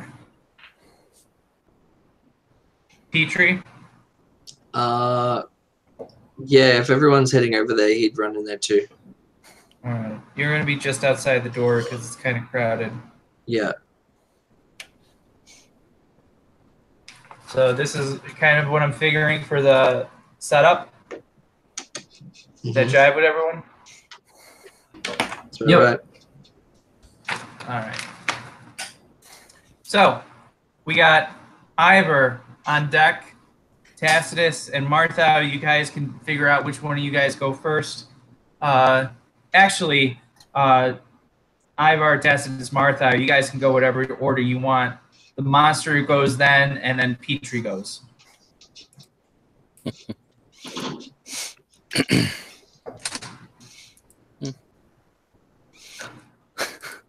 Okay, well, Ivar's going to leap up out of the beds, probably still screaming, and jump his way over to where his equipment is and uses interact with object to grab his bow. And not so really. Before you can do this, the ooze that is grabbing you has got you grappled. Oh, okay. I didn't realize that. So how far? I mean, I wouldn't have put my clothes like way the fuck across the room. It would have been, particularly my bow would have been right goddamn next to me. Because... Right. Well, that's the thing. This ooze is kind of enveloping all of your equipment too. Although you can see that your bow and some of your arrows. Well, you don't use arrows, but your bow at least is next to the ooze, but it hasn't enveloped it like like your armor and your all of that other stuff. Okay. You noticed one thing that you noticed, though, interestingly enough, is although this thing is causing pain within you like few times you've ever experienced before,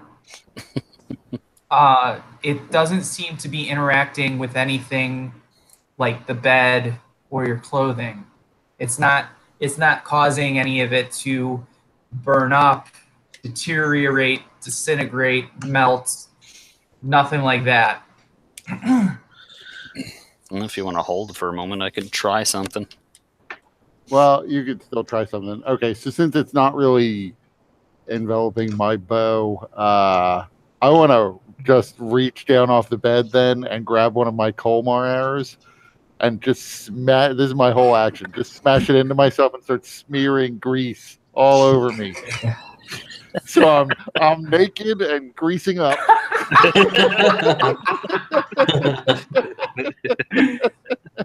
I'm going to allow you to take a bonus action to try to escape. Is that acrobatics? Acrobatics or athletics? Oh, that's not good. You know, I'm going to use another action point. That was way better. I rolled an 18, and it's +7 after the -2, so 25. So you are able to free yourself. It still is kind of lingering on your skin in areas, and once, although you're now covered in grease, and that seems to have helped ease the creature's hold. Wherever it is touched has left a very it's almost like a burn, but it's not quite. It's sort of like actually like the skin is kind of blackening a bit, Okay. So yeah. All right. So, but you're free now, and you did that with your arrow, and then so now we got Tacitus, Marthau, whichever one of you guys wants to go, the monster, and then Petrie. So he just so he's freed from the grapple. So is he no longer in the ooze? The ooze no longer has his leg. No, but he's you can see where it touched, and it's kind of black in the skin. You said this ooze was also like on his clothes, so I'm assuming this ooze is kind of spread out. Yeah, it's this whole big black area right there. That's squiggled. Yeah, That's the ooze thing. I'm going to shoot the ooze with a fireball. Fireball. Firebolt. Sorry. Okay.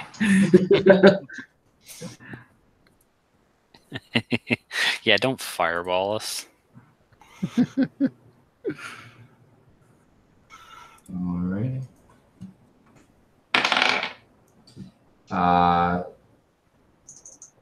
I'm gonna use Tides of Chaos. Okay. That was better. That'll be 17. All right, that's a hit. Alrighty. And it's gonna be these dice. We have 8 damage. 8 fire damage. All right. The firebolt hits the creature, and it seems to violently react. And the minute that it explodes against the creature's gelatinous flesh, it sends a burst of spray around the room. So everybody except Petrie, who's just outside the room, give me a Constitution save. A con save? What? Let's see.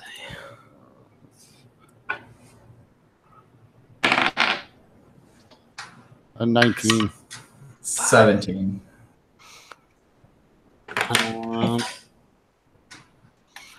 I'll go ahead and use an action point. Fuck, that's even worse. 8.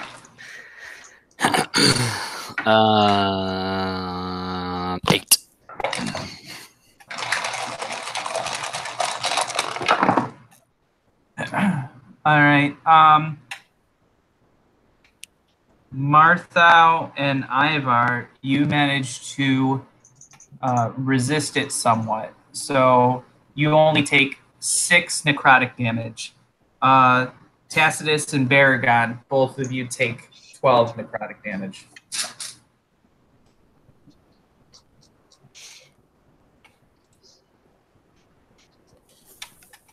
Ah, son of a bitch.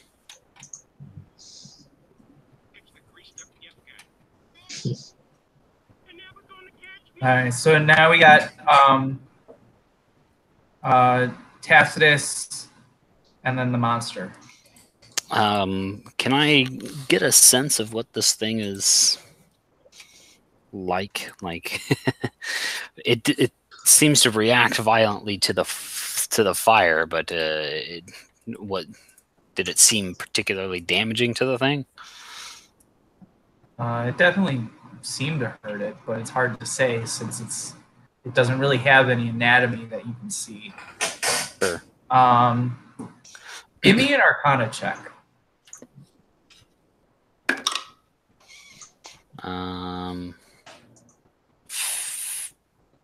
17. That's just enough. All right, I'm gonna send you a bit of info.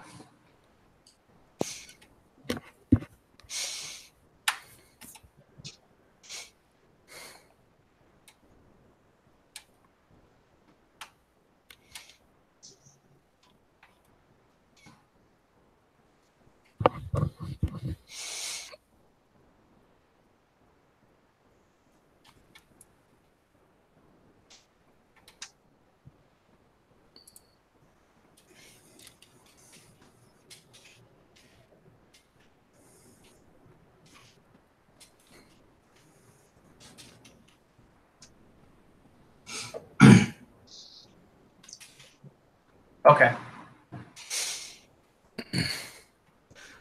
There we go.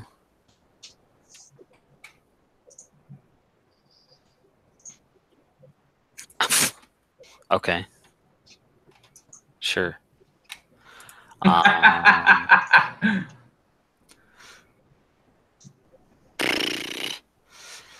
It's too bad I don't have any radiant damage. I'll call that out. Hit it with radiant. Maybe perhaps that'll do something. Oh yeah.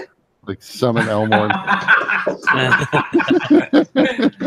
And then I don't want that shit to happen again. So I'm gonna hit it with a lightning lure. It has to make a dex save. No, I'm sorry, strength save. Okay. Versus 16.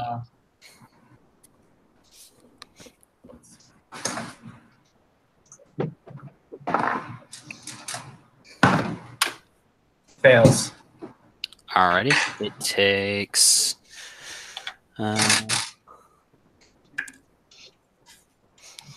I wasn't really expecting it to fail. 9 lightning damage, and it is pulled 10 feet towards me. All right. I don't know exactly how far it is. It wouldn't pull it onto my space. It would just pull it to me if it's, within. Right. So it's now more concentrated around you. Ivar is not in so much danger anymore, but now it's pretty much right in your face. And as you did that, there was another explosion. Fuck.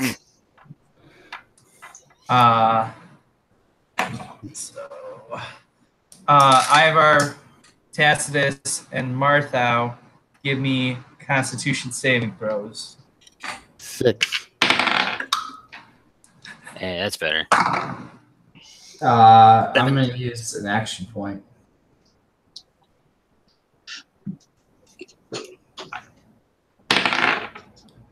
That's better. That's 20, not natural. Actually, no, that's 18, not natural. All right, so... Actually, no, that's 20, not natural. Oh, wait, no, 18, you're right. Sorry. Marthau and Tacitus, you guys take 6 necrotic damage. Ivar and Baragon take 13. Son of a bitch. We're like a heel or something. Baragon yells, "Stop hitting it with magic! It reacts to the magic." How else are you supposed to kill an ooze? It's. I don't know, but not like that. You do something about it then. I'm trying. Be faster about it. So now the monster is right in front of Tacitus. And it shoots 2 pseudopods out towards you.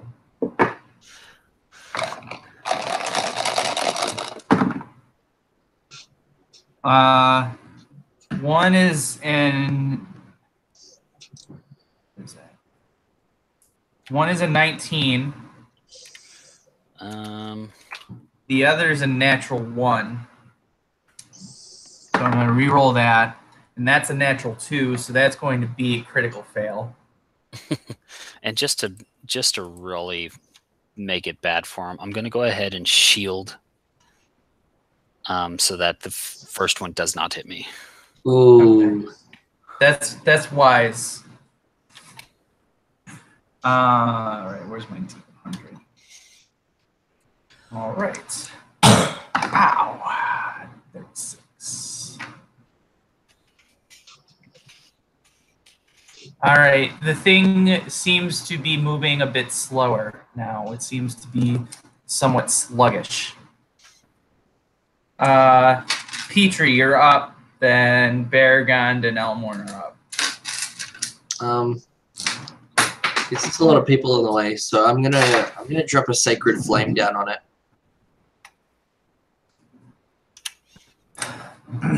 So I need to do a dex save with a DC of 15.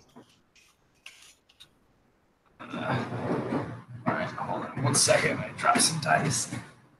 And I know I'm going to forget it if I don't get it now. They belong to the centipedes now. All All right. right. Glorious. So this thing is really good at dexes.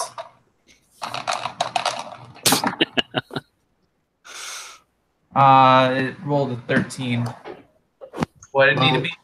15. So All right. it lost. So I dropped 2d8 on it. It does 13 divine damage. You mean radiant? Radiant, divine, yeah. And then I'll shoot it with an extra 4 radiant damage with my gift of the silver flame as well. Isn't your efficiency bonus only 3 right now? Oh, it says 4. It says deal 4 radiant damage. But yeah, you're probably right. It is my Maybe I wrote it down wrong. Yeah, my proficiency says +4. Yeah, Yeah. level 9. Was mine. Oh, is it +4 right now? Yeah. Yep. Oh, okay. Yeah. Fine then. All right. Cool. So both of those things seem to have really had an impact on the creature. Unfortunately, it didn't change the way it reacted to magic. So Ivar, Cassius, and Marthau give me Constitution saving throws. You have to hit it with non-magical radiant damage? Does anyone have your radiant? I rolled an 18. Though. Actually, 23. I keep forgetting the -2. What did you roll, Dustin? 23? I got a 23. Okay, Tony, roll D20. Roll another Constitution saving throw. I'll be right back, guys.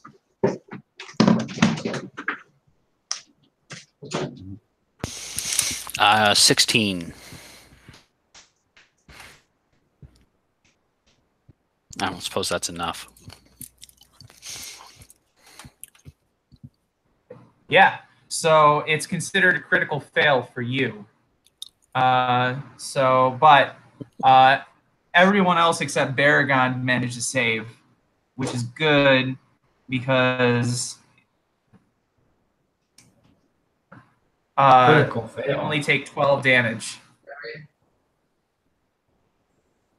Whereas Baragon takes 24. Baragon is looking to be in bad situation right now. I was in worse shape than I was when I went to take a long rest after the first hit. Just waking up. Time to take another long rest.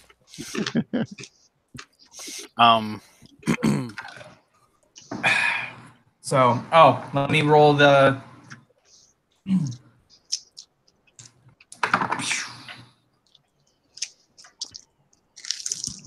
Do I still take that 12 damage as well?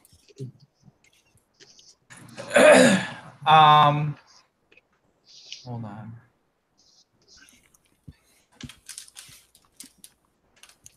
So, wait a minute. What did it say? Okay. So, the creature, bubbles and all that stuff, somehow Tacitus, the magic of your shield remained just long enough to protect you completely from the spray. Well, I mean, and it's going to stay up until the beginning of my turn. Right, I know, but it's also, It normally doesn't affect my AC, so that's, yeah. It only affects AC, so. But it also, for whatever reason, the creature has stumbled closer to Ivar, which, because of the nature of the creature and the way that it moved, both you and Baragon get an attack of opportunity. Lord Baelish, stop eating my chili. I would get an attack of opportunity, but I'm naked and have a broken arrow in my hand. Stab it with the shaft. That's what she said. It is what she said. Well, so here's the question. Perhaps because I used an action point, I can pull my quarterstaff out, or it's just here. I don't require you guys to have a whole other thing to bring out your weapons. So, yeah, then I'll hit it with my quarterstaff, or attempt to at least.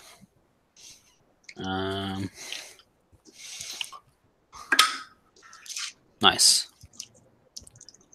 13 plus 7. That's a hit. 20 to hit. Yep. We'll just assume I did it two-handed, huh? Hang on, is Elmorn in there? He's got Sentinel. Not yet. 6 bludgeoning from the quarterstaff.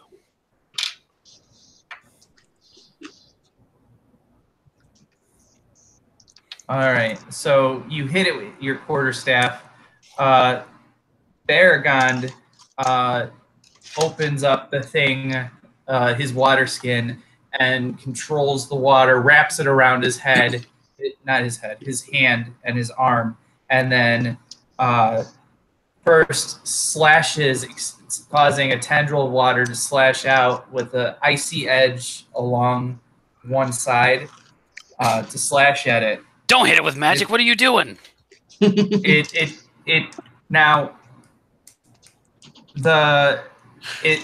is reacting to this less like magic and more like a weapon. But the nature of the slash seems to have damaged it, but it is also now split into 2.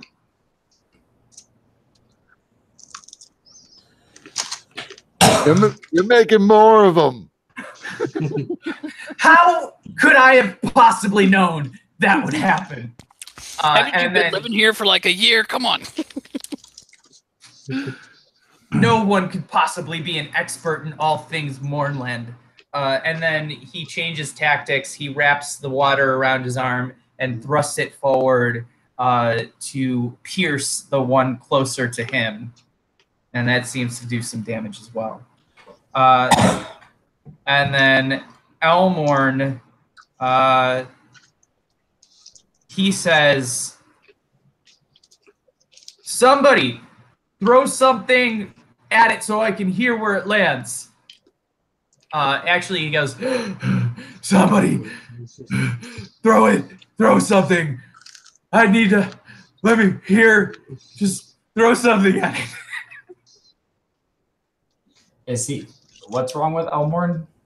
So somebody can use their reaction to just toss something at the thing.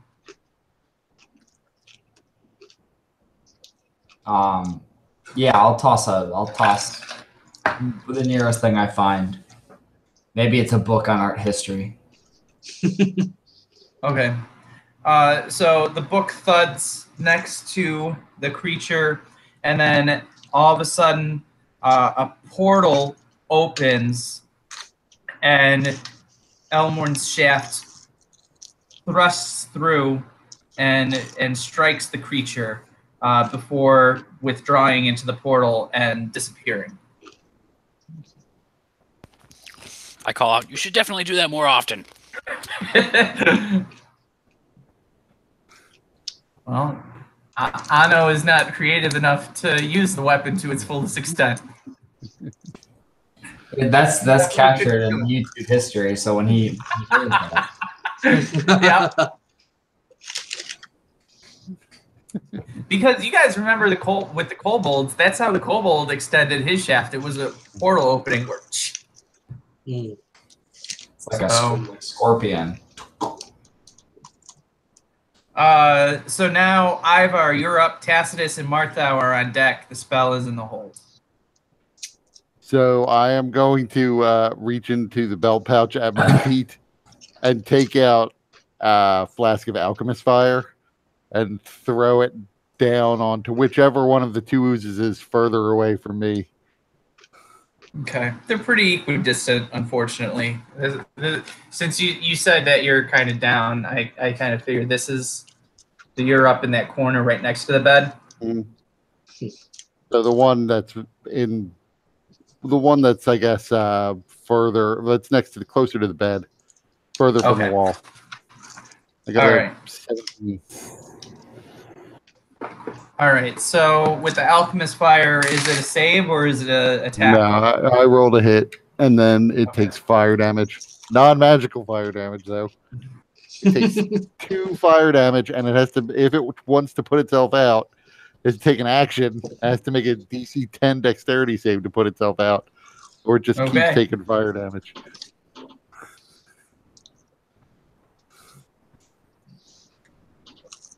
That's my turn. I will, use the rest of my what's movement. the damage? 2 fire damage. 2? All right.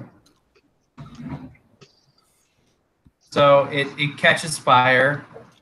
You can hear a kind of squeal emitting from it. And then, did you say you're moving? No, I don't want to leave all my equipment. I still have to grab my bow. Okay. Tacitus and Martha, whichever one of you guys want to go next, and then the other goes after. You can go.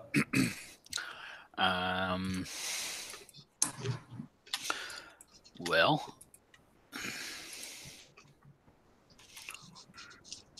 now there's 2 of them.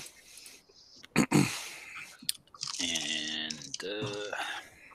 I didn't get confirmation. Did I also take the 12 damage after my? Oh, that's right. We didn't. We did get confirmation. Yeah. You're fine. Terrible memory. Got it. I'll just say, okay, fine. Don't hit it with spells, and then I'll go up and strike one with the quarterstaff again, I guess. Confirm it's probably tired of all this explosion. I don't have very many hit points. I just lost all the hit points I had. I recovered and more. Quarterstaff attack.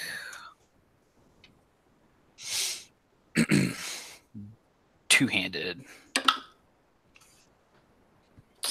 Fuck. 12 to hit. Miss. Yeah. All right. That's my turn. All right, Martha.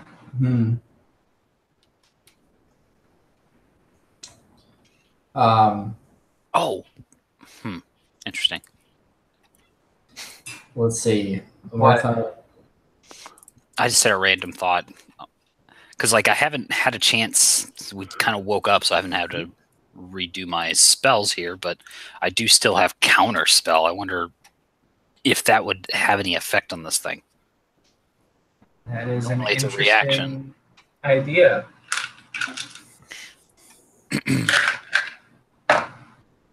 Martha, what are you doing? I'm going to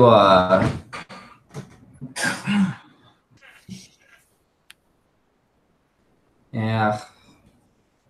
My Shadow Blade broke. That thing broke a while ago, right? I don't think it broke. Something did happen to it. The creature stopped paying attention, or it left. Yeah, the creature got disappointed and ran when I went into the Mornlands, so it's basically useless. Oh, okay. I remember making an attack. Well, I remember that you guys were working some kind of magic to modify it with the Tacitus's Shadow Blade, correct? That was before we entered here. That was when we Right. were fighting the big thing that was sucking on magic. Yeah, when we were working for Zerchiklik. Right. So then, wait a minute. But when he called on it in the Mornlands, I remember it appeared, but something went horribly wrong with it, and it ran off. Yeah, that is essentially what happened. Like it like became sentient Right. and like gave me a look and then just disappeared. Oh yeah. You probably could have just not mentioned that, and I would have forgotten. It's all right. You can retcon it. So yeah, that. Well, you're always welcome to try the magic again, because maybe that was just. Maybe that was some whiplash damage. Yes. The only damage this creature is vulnerable to, whiplash damage.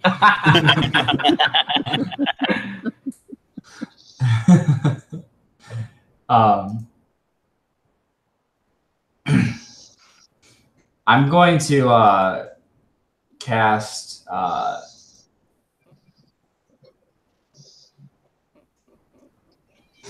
I'm going to cast True Strike on Ivar.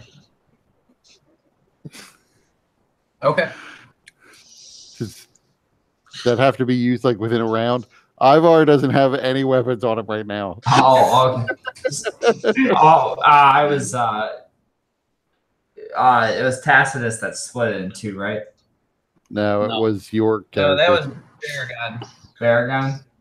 Yeah. I'm gonna twin spell True Strike onto both Baragon and Ivar. Okay.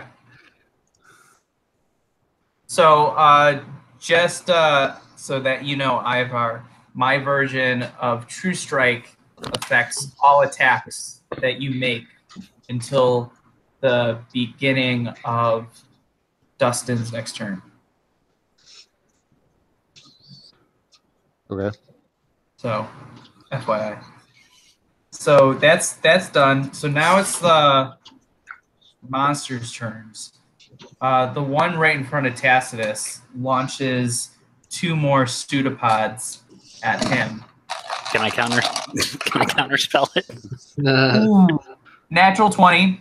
Can I for one of them. counterspell it? Can I counterspell it? That was my chance. That was my chance. It is a reaction after all. Well, first of all, the critical does not confirm, but so Guys, you I'm want to probably counterspell.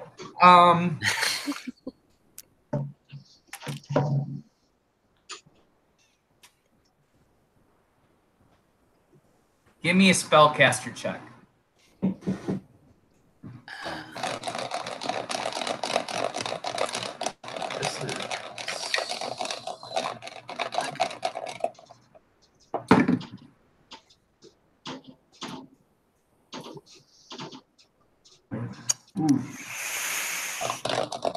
I'm going to use my last action point. Come on. Fuck! Well then. Hoping I could just take the better of the two and I don't have to take the second roll.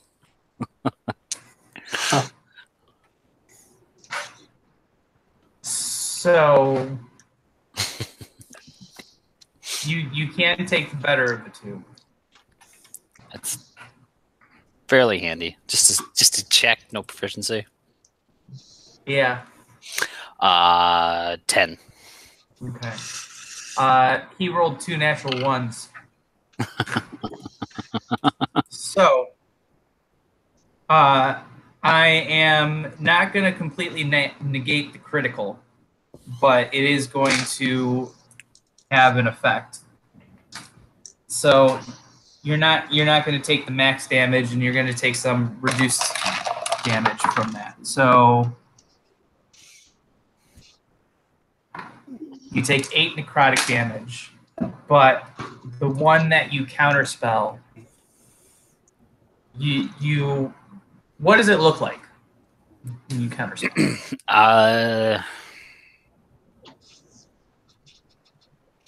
I kind of always imagined counterspells as being sort of like a reaching out and rending the magic from the spell away before it takes hold.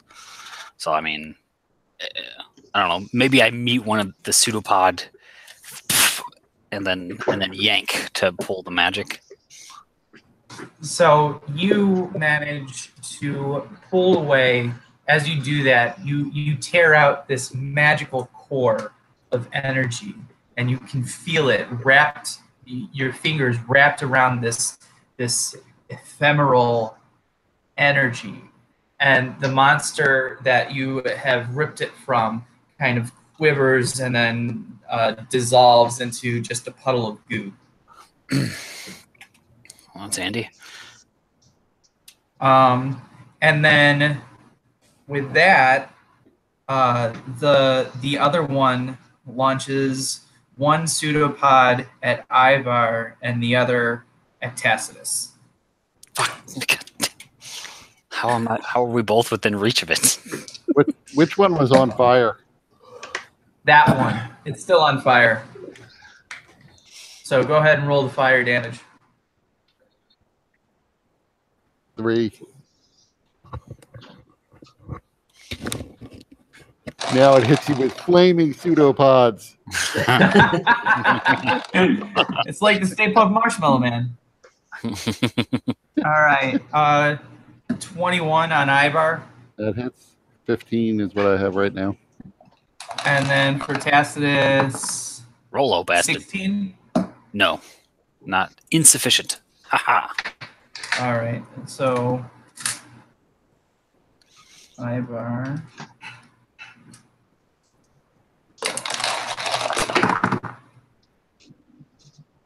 You take 22 necrotic damage. Holy damn.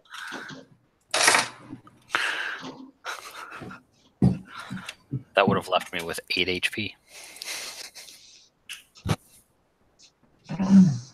All right. Petrie, you're up. Okay. What the fuck?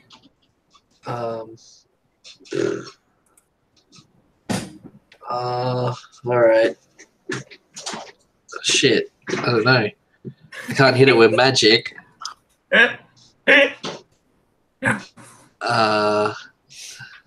Why do you care? It's not going to hurt you. You're outside the room. That's true, yeah, but I'm going to make everyone go down inside of the room, and then I'm going to be like, well, you know. Then squirrel. Yeah, and then I'll see something flicker outside, and I'll die too, and it'll be a party wipe. Elmore will probably be okay. Oh man. Okay, so I'm gonna. So Dustin's in the doorway, or Martha's in the doorway, isn't he? Close to it. Yeah. Okay. So I'm gonna. You can push past and get into. Yeah, I'm gonna push past and get into the room, and and because there's one which is on fire. The other one is gone. It's a puddle. It's gone. Oh, okay. So there's only one left. Oh, okay. Yeah.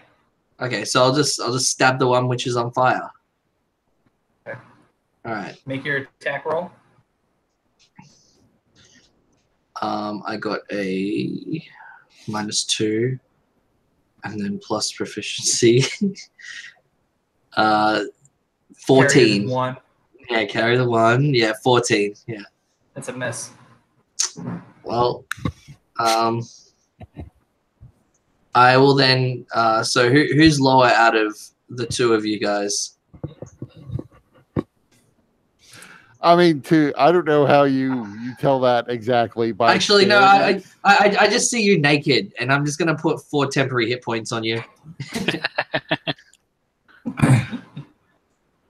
So what does that look like when you put 4 temporary hit points on him? you see this like shimmer like come from his fingers, and you then see it like sort of like coat over like his not so greased part of his head. So kind of like a literal halo. Yeah, pretty much, I guess. Yeah. All right, so Ivor's got a halo, you guys.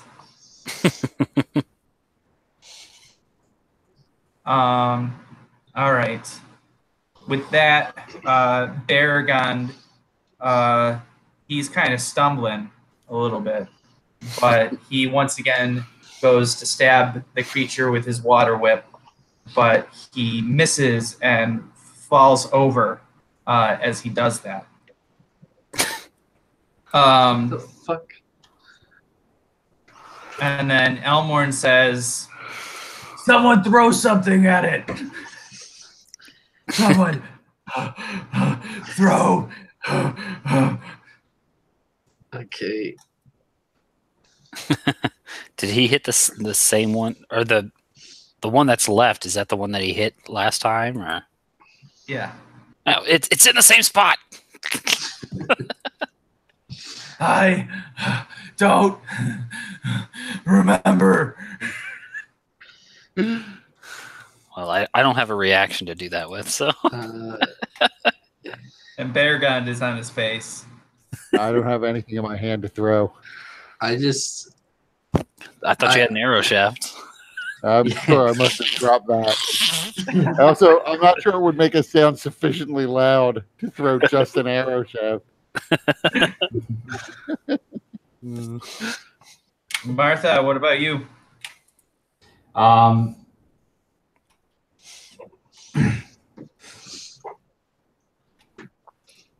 Martha would probably shoot a. I can't use that. Martha, maybe he'd just try to use a crossbow. How is that going to make a loud enough noise for Elmorn to know where to hit it?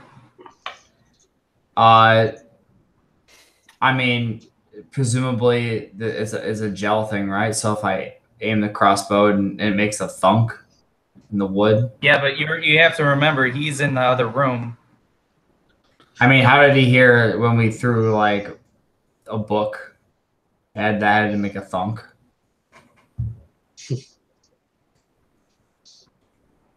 All right. Well, I'll give Elmorn a perception check, and we'll see if he's able to do it. Okay. It doesn't matter anyway. That was a shit roll. So like, I shoot it, and like the shot goes wide, and I actually hit the window. Oh no! Which and the Elmorn portal hears. goes too far, just beyond the creature, and then it scrapes at the wall before retreating back. All right, Ivor, Tacitus, and Martha, you guys are up. Whoever wants to go first. All right, I'm going to reach down this time and grab my actual rapier, my rarely used rapier. Is that its name? It should be. If I ever become famous, that's what they will call this. And then I will attack twice. Oh, that is not Both good. are at advantage. Oh, right. Good. That is... I don't tend to use the rapier. +9. So 24 and an 18. Both hit. That's 8 and 12 points of damage. Piercing.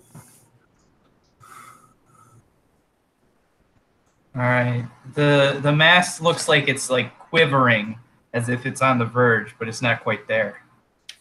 Tacitus and Mark thou.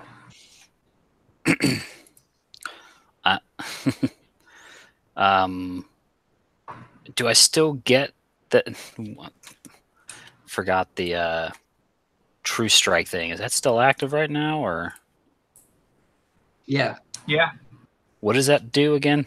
Add like a D4 to the attack, or No, With your advantage advantage. to your attack. no? That's the advantage. Okay. All right, I'll take it. I'll just I'll go up and try and hit it with the quarterstaff. See if I can make it. Ooh, that's nice. Both of them are most likely to hit. 26 to hit is the best. So Yeah, that hits. ooh, yeah, that's some pretty good damage. 17 bludgeoning. Damn. 17. Yeah, I rolled. What are you? Oh, I'm sorry. What am I doing? 5 strength and like. No, Your quarterstaff is a D8. Yeah, it is. I accidentally rolled 2. We're good. So I'll just take the first one I rolled was a 6 plus 3, so 9. Okay, that's a little bit more. Yeah. Yeah. I'm like, is this like a great quarterstaff? It is when I use it. It's a half staff. All right, Martha, you're up.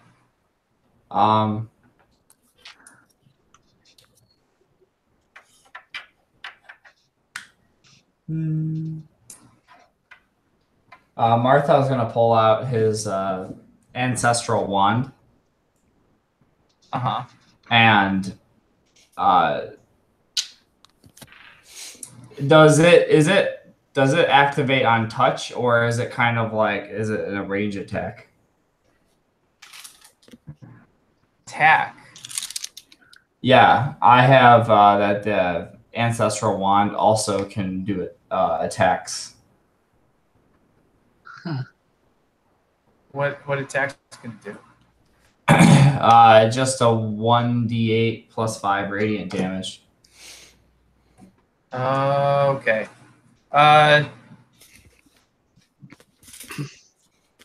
Would that be considered magical? I don't know. It depends if the item is a magic item or if it's like a gnomish. Oh, it's halfling. Halfling. Not gnomish. Let me read this. I remember that thing. Oh shit. That was like the healing one thing which you stole, didn't you? Yeah, I did. It was like a family heirloom, and I just picked it off of him. How about you use it to heal instead? Core is pure uranium. It heals with just radiation therapy. And you have no hair. So all I see is that as an action, you can touch someone and sacrifice hit dice in order to heal them. Is it different here?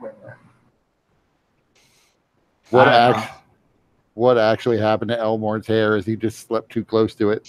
Oh, okay. So the reason that it says attacks 1d8 plus 5 radiant must be because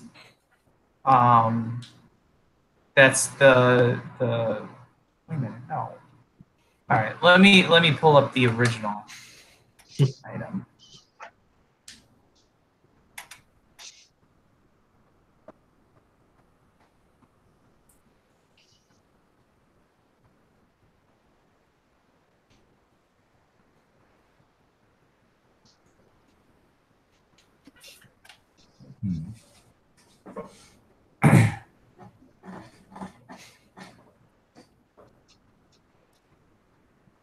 I don't have anywhere that it actually does any kind of damage. Knowing that it's a wand of Jurasco, it's unlikely that it would. Although if you want to use an action point, we can do that. Yeah, it's all right. I have some oil flasks. I'm gonna chuck 3 of them at the creature. Do you have 3 attacks? I mean, I'm not standing that far away from it, am I? Would that really be considered an action? Yeah, it's 1 oil flask throw would be 1 action or 1 attack. So if you have multiple attacks, like the extra attack. Can I grab 2 oil flasks with one hand? No. The necks aren't thin enough where I could just lazily do that. No, you can spend action points to do multiple ones. But no, just based on missile throwing rules and everything. One per attack. All right, so I'll use an action point to throw 2. Okay. So I'll throw 2 oil flasks at the creature.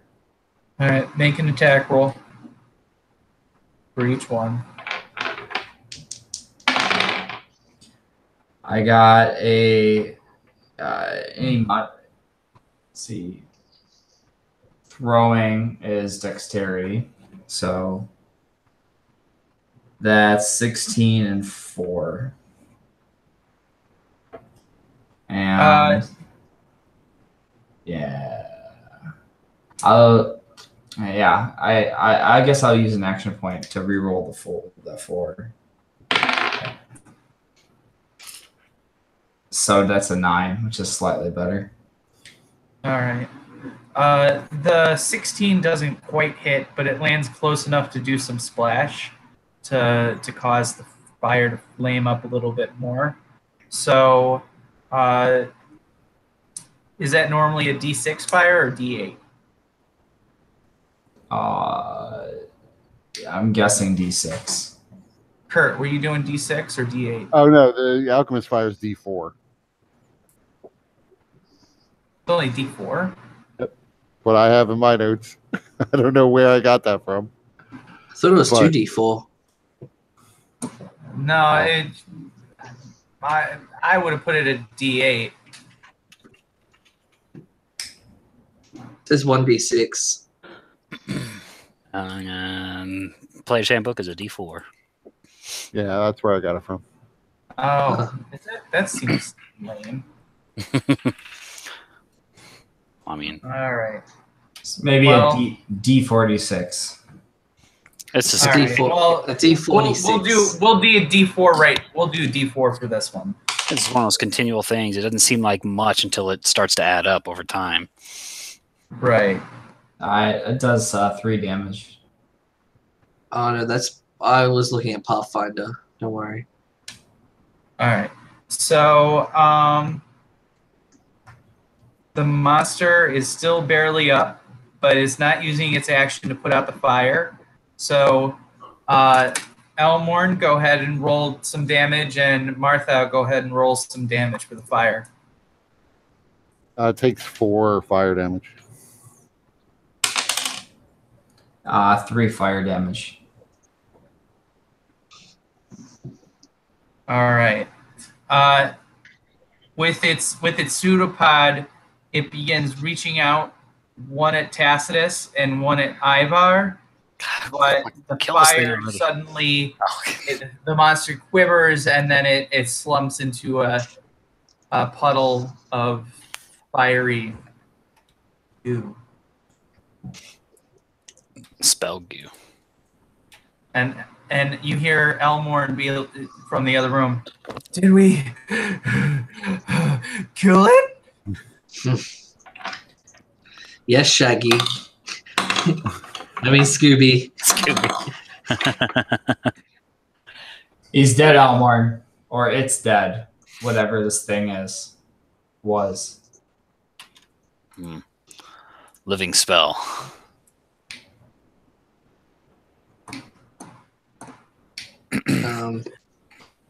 Are you sure? Yeah, definitely. So I guess knowing that that it's still raining, we're obviously not going anywhere. Petrie's like setting up ritual stuff all around the house because he's planning on having like a big healing orgy inside the house so everyone can reap the benefits of his healing. So he's going to bust out all these action points and all these spell slots and everything to heal like a boss. I'm imagining like a Zoolander type thing. I was going around and like lighting candles. I'm looking at everyone. I'm like, yeah, this is happening.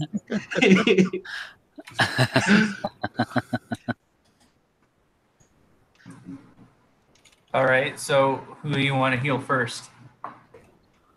I was planning on like busting out all my action points just to like everybody. It's everyone. Because I'm gonna use every resource just on healing. Because after that long rest I would have got all my spell slots back. So well maybe, who knows. And then all my action points, I haven't used any today, so So the thing about the healing is that since you guys have been in the Mournland so long, it's more difficult to heal in the first place. In order to even attempt a successful heal, you need to make a spellcaster check. Okay. So you can spend an action point to disregard that spell caster check if you wanted to. I'll start with like one of my channel divinities. So if anyone's below half, I'll boost them up with that. I'm below half. Yep. Yep. All right. Well, there we go. There's a good. Let me just double check how much you can do. I think it's like 30 or something. I'm at 30 of 72. Okay. So channel divinity. Yeah, preserve life. So I can. I think five times my cleric level, which is my cleric level is 7, so 7 times 5, 35. So I got 35 hit points to bust out between the two of you.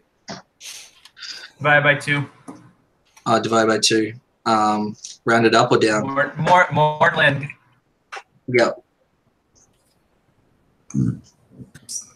Rounded down is 17, so I got 17 to bust out between the two of you. You can round it up. Okay, 18. So both of you guys use that pool to get yourselves back up to half. Just each take 9 to make it easy. Yep. Yeah, probably. And then we'll start doing all the big boy spells, I guess. And then I have to include my dumbass healing feat. So, oh my god, there's so much math required here, man.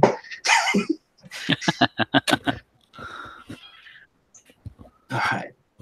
So 2 plus the spells level. Okay. Okay.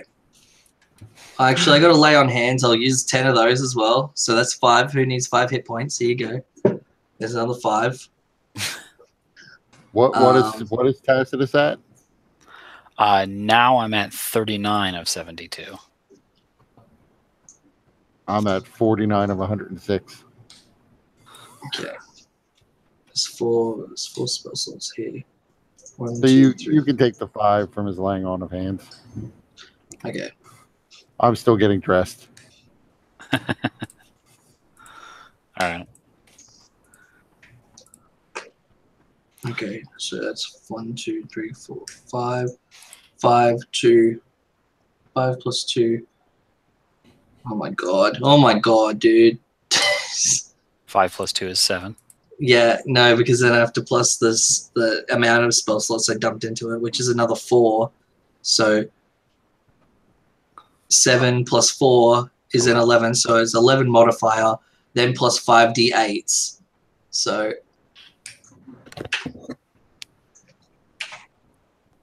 and there's a 42, so that's a 21. And that's just on my first level, so let's just use some second level spell slots. 20, Well, wait a minute. So first of all, now you're needing to either make the spellcaster check or spend an action point. All right, bust that action point out. First spell, who are you casting it on? Which one? So that big one which I just cast? Yes. I'll cast it on who was lower. Tacitus. Tacitus then. I'm at Okay. So 44 now. that is it's a 4th level healing spell, correct? Oh no, it So- was first level. I dumped 4 spell slots into it. Yeah. So yeah, 4. Yeah. No, wait a minute. What do you mean first level? It's it's a 4th level spell slot, even though it's a 1st level spell, right? Yeah, Yeah. that's what he meant. Okay, Yeah. so with your being a cleric of life, you add Mhm. 6 to the base, and then the spell itself.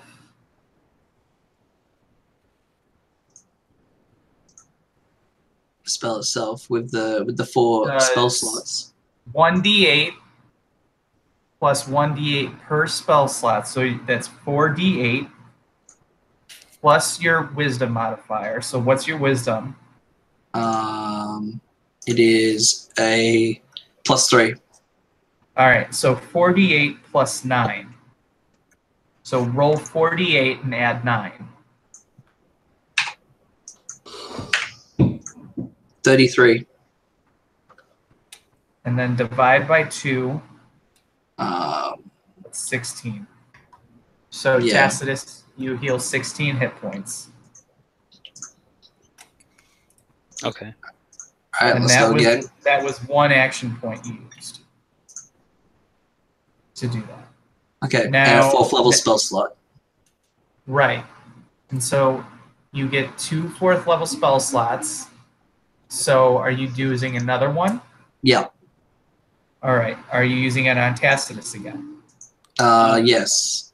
All right. So then you're using another action point to not have to do the spellcaster check.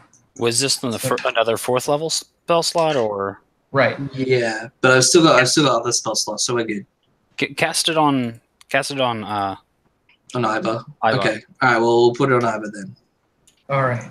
I'm down So now 12 now, so Oh, okay. Yeah, this would be 4d8 plus 9. +9, and we're rolling, and we got another 33. All right. So Ivar, you heal 16.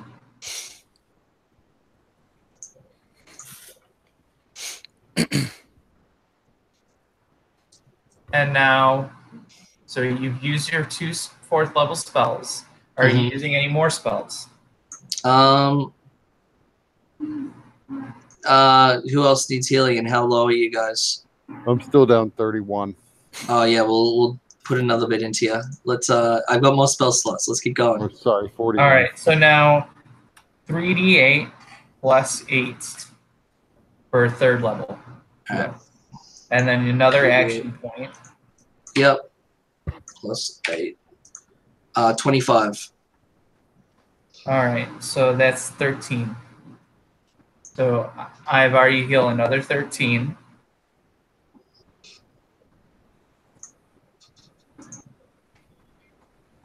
I go all day, baby. Let's keep going. Are you using another 3rd level? I go all day. Let's keep going. All right. So you're using your last action point Yeah. and casting another 3rd level into Ivar. Yep. And there's 28. All right. So that's Oh. another 14. Only that we're in halved.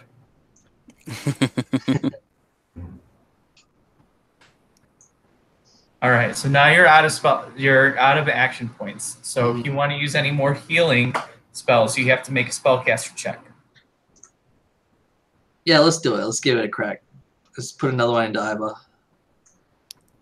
All right. So first, make your spellcaster check. What do I add? That's a D20 plus your wisdom modifier. D20 plus wisdom. That would be 18. All right. So you managed to succeed with that. So then you can cast another healing spell into Ivar. 21. All right. So Ivar, that's 10. All right. I'm basically at full. I'm 4 off. And then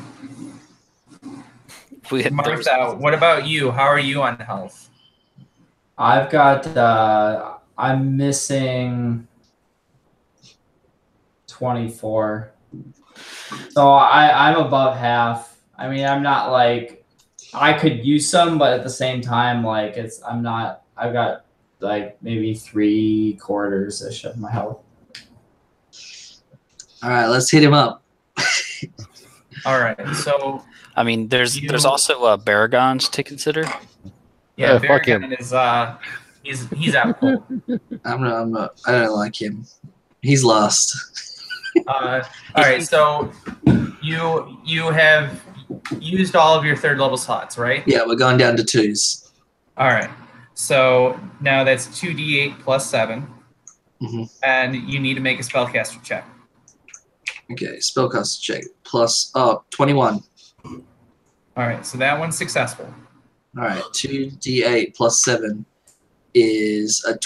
Oh, actually, no, let me get rid of that. I think that rolled the wrong thing. 7. 15. All right. So 7. So Martha, you heal for 7. Sweet. Let's give him another one. All right. Spellcaster check. Yeah, sure. 18. All right. Good. 16. All right. So another 8, Martha. Climbing back up there. Are we continuing the healing train? Yeah. Well, how good's everyone? And should I put one into the slump on the floor? We definitely should. He's the one that's going to help us survive this place a little bit longer, at least. Well, he's dead on the floor right now, so yeah, he's helping. All right, let's put one into him. Spell check. All right. Oh, this might end here. 13. Is that enough? That is enough. Ooh.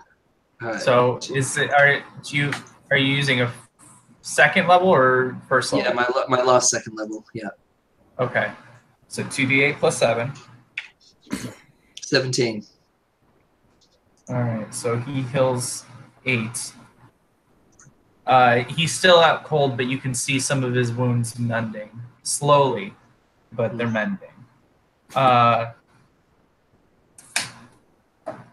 Are you keeping up the healing train, or are you good now? I think everyone's good. I'm good. Yeah, I'm good. So, yeah, good stuff. Time for another long rest. Thank you, Math. You guys can't long rest so quickly after your last one. Yeah, You're going to have to go at least a day. You So don't good. know our determination. we've got 2 days until the rain lets up. Yeah, I mean, I'm gonna. So this fucking oozy spell stuff came from somewhere. Ivar just whistles. Yeah. I sent you an email about that, Mike. I don't know if you saw it. Oh, I did not. Let me check that. I guess Petrie just gets to chiseling his armor, trying to get the rest of the glass out. That'll keep him busy for a day. Yeah.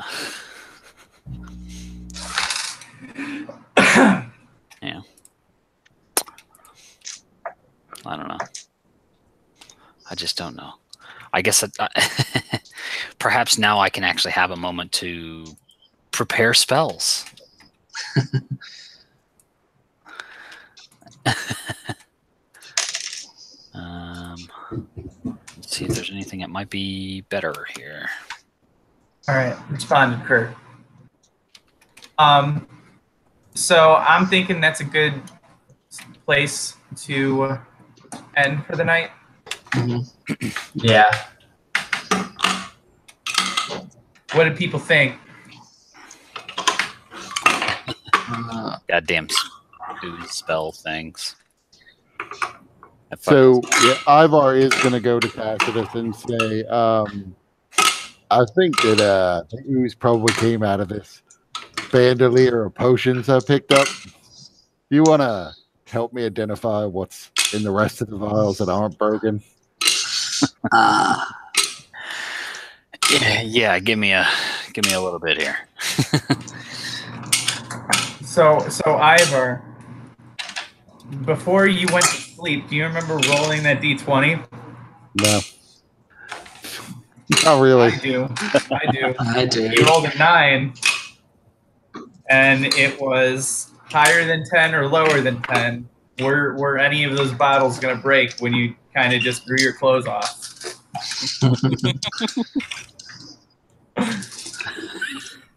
Damn. So Could have been worse. It took its time getting to it, at least. Yeah. I don't know how Petrie's going to explain to the priest how he got crabs, but yeah, they're burning and itching, dude, and it's weird. You're feeling them crawling around in there. I just expect the worst whenever Burrowing we're through here your in the skin. morning. So I'm never surprised, but really I am surprised. So when Anno gets back, we'll just tell him we're waiting here to rest and nothing happened this session. Yes.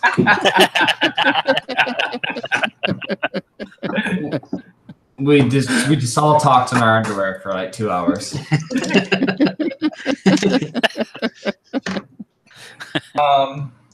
What did you guys think about the things that are happening to your characters after the dreams, like the Ivar's cloudy eyes and all that stuff?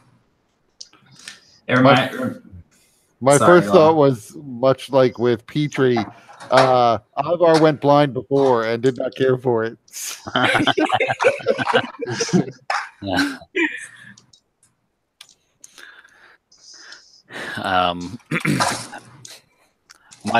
My thoughts.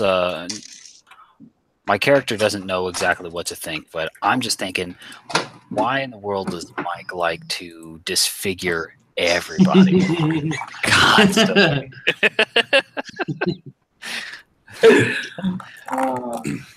I just like the fact that your adventure should leave memorable scars. There are scars, and then there's disfigurements. Yeah. Yeah, like one of the things you would have noticed since Ivar spent most of the session naked is he has an extra eye socket in his shoulder. It's empty, but it's clearly an eye socket. Yeah, you gotta leave those scars, you know. Oh, man. Like there's I got slashes across my face. I can handle that. Somebody's hands flipped outwards like a rakshasa. That's a little bit different. That's actual maiming.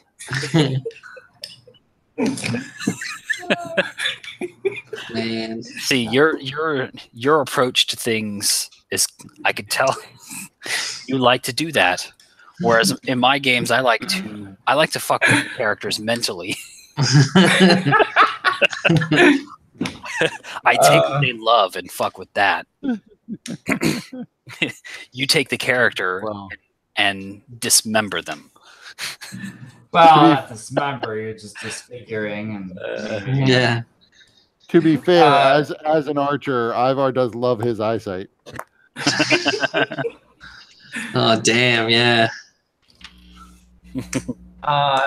Well, I have done the mental torture as well. When you guys were learning about Wengrin, Tony and Kurt probably don't remember this, but maybe that was just Peter. Like some of the fallout from the blood cultist stuff. I don't remember. I don't remember the fallout, but I remember the battles and stuff. Yeah. Well, some of the people that you guys ended up killing they had families and stuff that. Oh, right. Yeah, Petrie went into the craze. I remember he killed all the civilians. Well, he tried to kill all these civilians in his free turns. Yeah. Sometimes I just wonder. I just have to wonder. It's just Petrie. So, you know what's interesting is I remember Baragon was disfigured when the campaign just stopped showing up. So it's interesting that Baragon is no longer disfigured. Not sure if you just forgot to retcon that or something happened between then and now.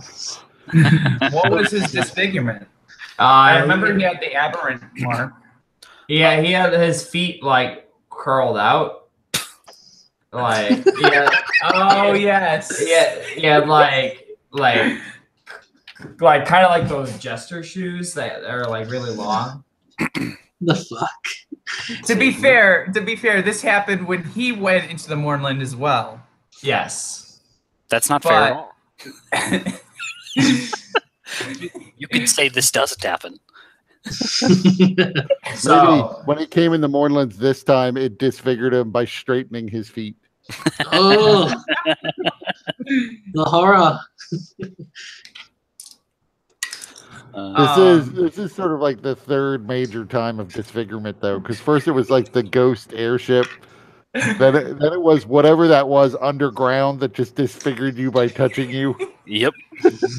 Oh yeah, that thing that was actually a colony of little things. Right. That's when Ivar went blind. It blinded him. you will disfigure me 3 times.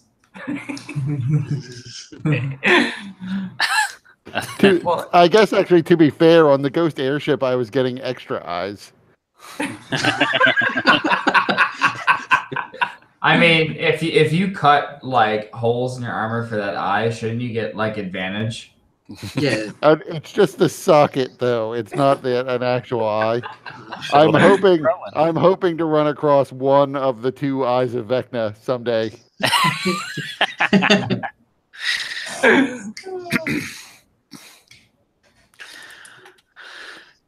So, yeah, clearly there's a theme.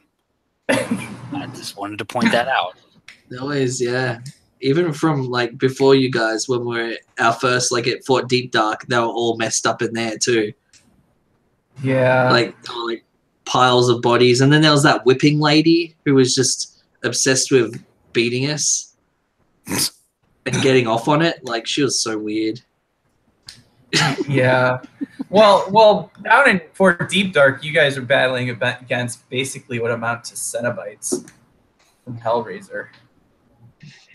That's where a lot of the inspiration came from all of that.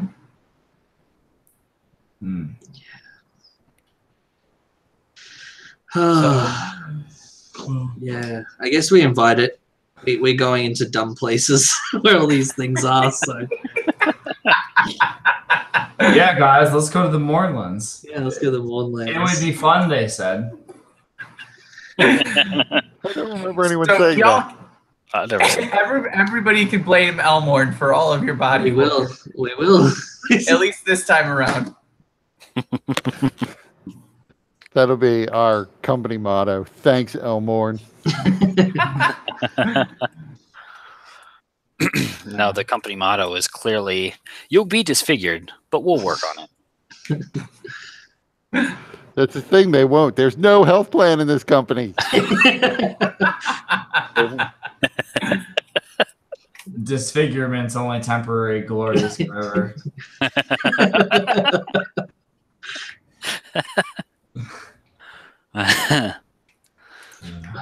All right, guys. Have a good night. I'm gonna duck out and sleep. Yeah, me too. See you later. Take care, everyone. See you guys. Stuff. Bye. You mentioned something about the Kalishtar. Yeah. So what I'm thinking is maybe your parentage, because the Kalishtar are refugees, essentially. Right. The spirit things, right? Right. So long ago, the quarry spirits, they, from the land of dreams, the plane of dreams, there's this thing called the turning of the age. And so every time the age turns, the entire plane is kind of reborn in a sense. Okay. And so there was a conflict prior to the last turning of the age, or the most recent, I can't remember, where there were a lot of Corey spirits that were resisting the turning. And these were like the evil Corey. And so these other ones tried to escape that. And the way that they escaped it was binding their souls into willing hosts in Sarlona. And so every Kalishtar is in essence a refugee. And although the way that it works is a Corey spirit cannot, like, if two Kalishtar mate, they are not creating new Corey spirits. It's simply fracturing the remaining part of the Corey and diffusing it. So it's generations since the Corey are still a part of the Kalishtar, but their essence is kind of diffused to a high degree. So it's not like they're not like communicating within themselves, and they don't have like a multiple personality or anything like that. So it's entirely possible that your parentage could have been Kalishtar and did not want to say it because there are many forces that are seeking to exterminate the Kalishtar, because by doing that I can't remember if it would force the turning of the age or how it works. I can't quite remember all the details around that. But certainly that's something that we can kind of work out if that's something that you're interested in, where you kind of become awakened to this other part of you that's been dormant because you weren't really ever told about it. Right. Maybe you kind of sensed there was a difference there. Like there was a sense of something else within you that you couldn't really identify. And maybe in your teenage years or whatever, it caused you some angst. And maybe that's what led you to go into the military or whatever. And so that's something that I'm kind of is coming to my mind, if that's a change that you wanted to make to Tacitus. Yeah, I mean, it certainly sounds interesting, and I like the effects that it could have. And I was kind of looking at the quirks, and I'm like, you know, one of these I kind of already do with Tacitus. So there's one here. You suppress your emotions and rely on logic. Mm-hmm. It kind of does that. So you might have done it instinctually. I don't know. And that may also be part of the reason why Zorchiklik seems to have an interest in you. That fucker. So yeah, let me look. Is there any specific powers from the Kalishtar, at least in that document, that interests you? Yeah, the whole thing, the whole race is really cool to me. So mechanically, all of that. Yeah. Okay. Yeah. So with you being a human, you did the human variant with the feet, correct? Yeah. All right. So.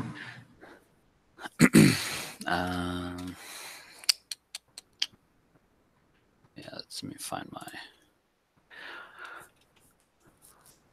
I have. What I'd be willing to do is you can keep what you've got, and then we can add some of the Kalishtar aspects along the way. Mm-hmm. But I would need you to commit to your next feat or ASI to go to the feat that you took for your human. Okay, so like no change. Right. Otherwise, yeah, that'd be fine. I'd be cool with that. Okay. So let me look at that. Let me tweak it. I also have my own version of the Kalishtar, which may have some things that you might want to integrate as well. Okay. So I'll send that to you, and then we can kind of talk over the next week. Okay. Sound good? Yeah, sounds good. Awesome. Do you want there to be a specific event when your Kalishtar side wakes up and you kind of realize this? I mean, if there is one, then there is one. That'd be cool. But One thing that's interesting about the Kalishtar is that they don't dream. right, So the fact that you're dreaming is weird. right. So it might be that this is in some way the Kalishtar part of you trying to communicate rather than true dreams. Right. Hey, go seek the fish people. go.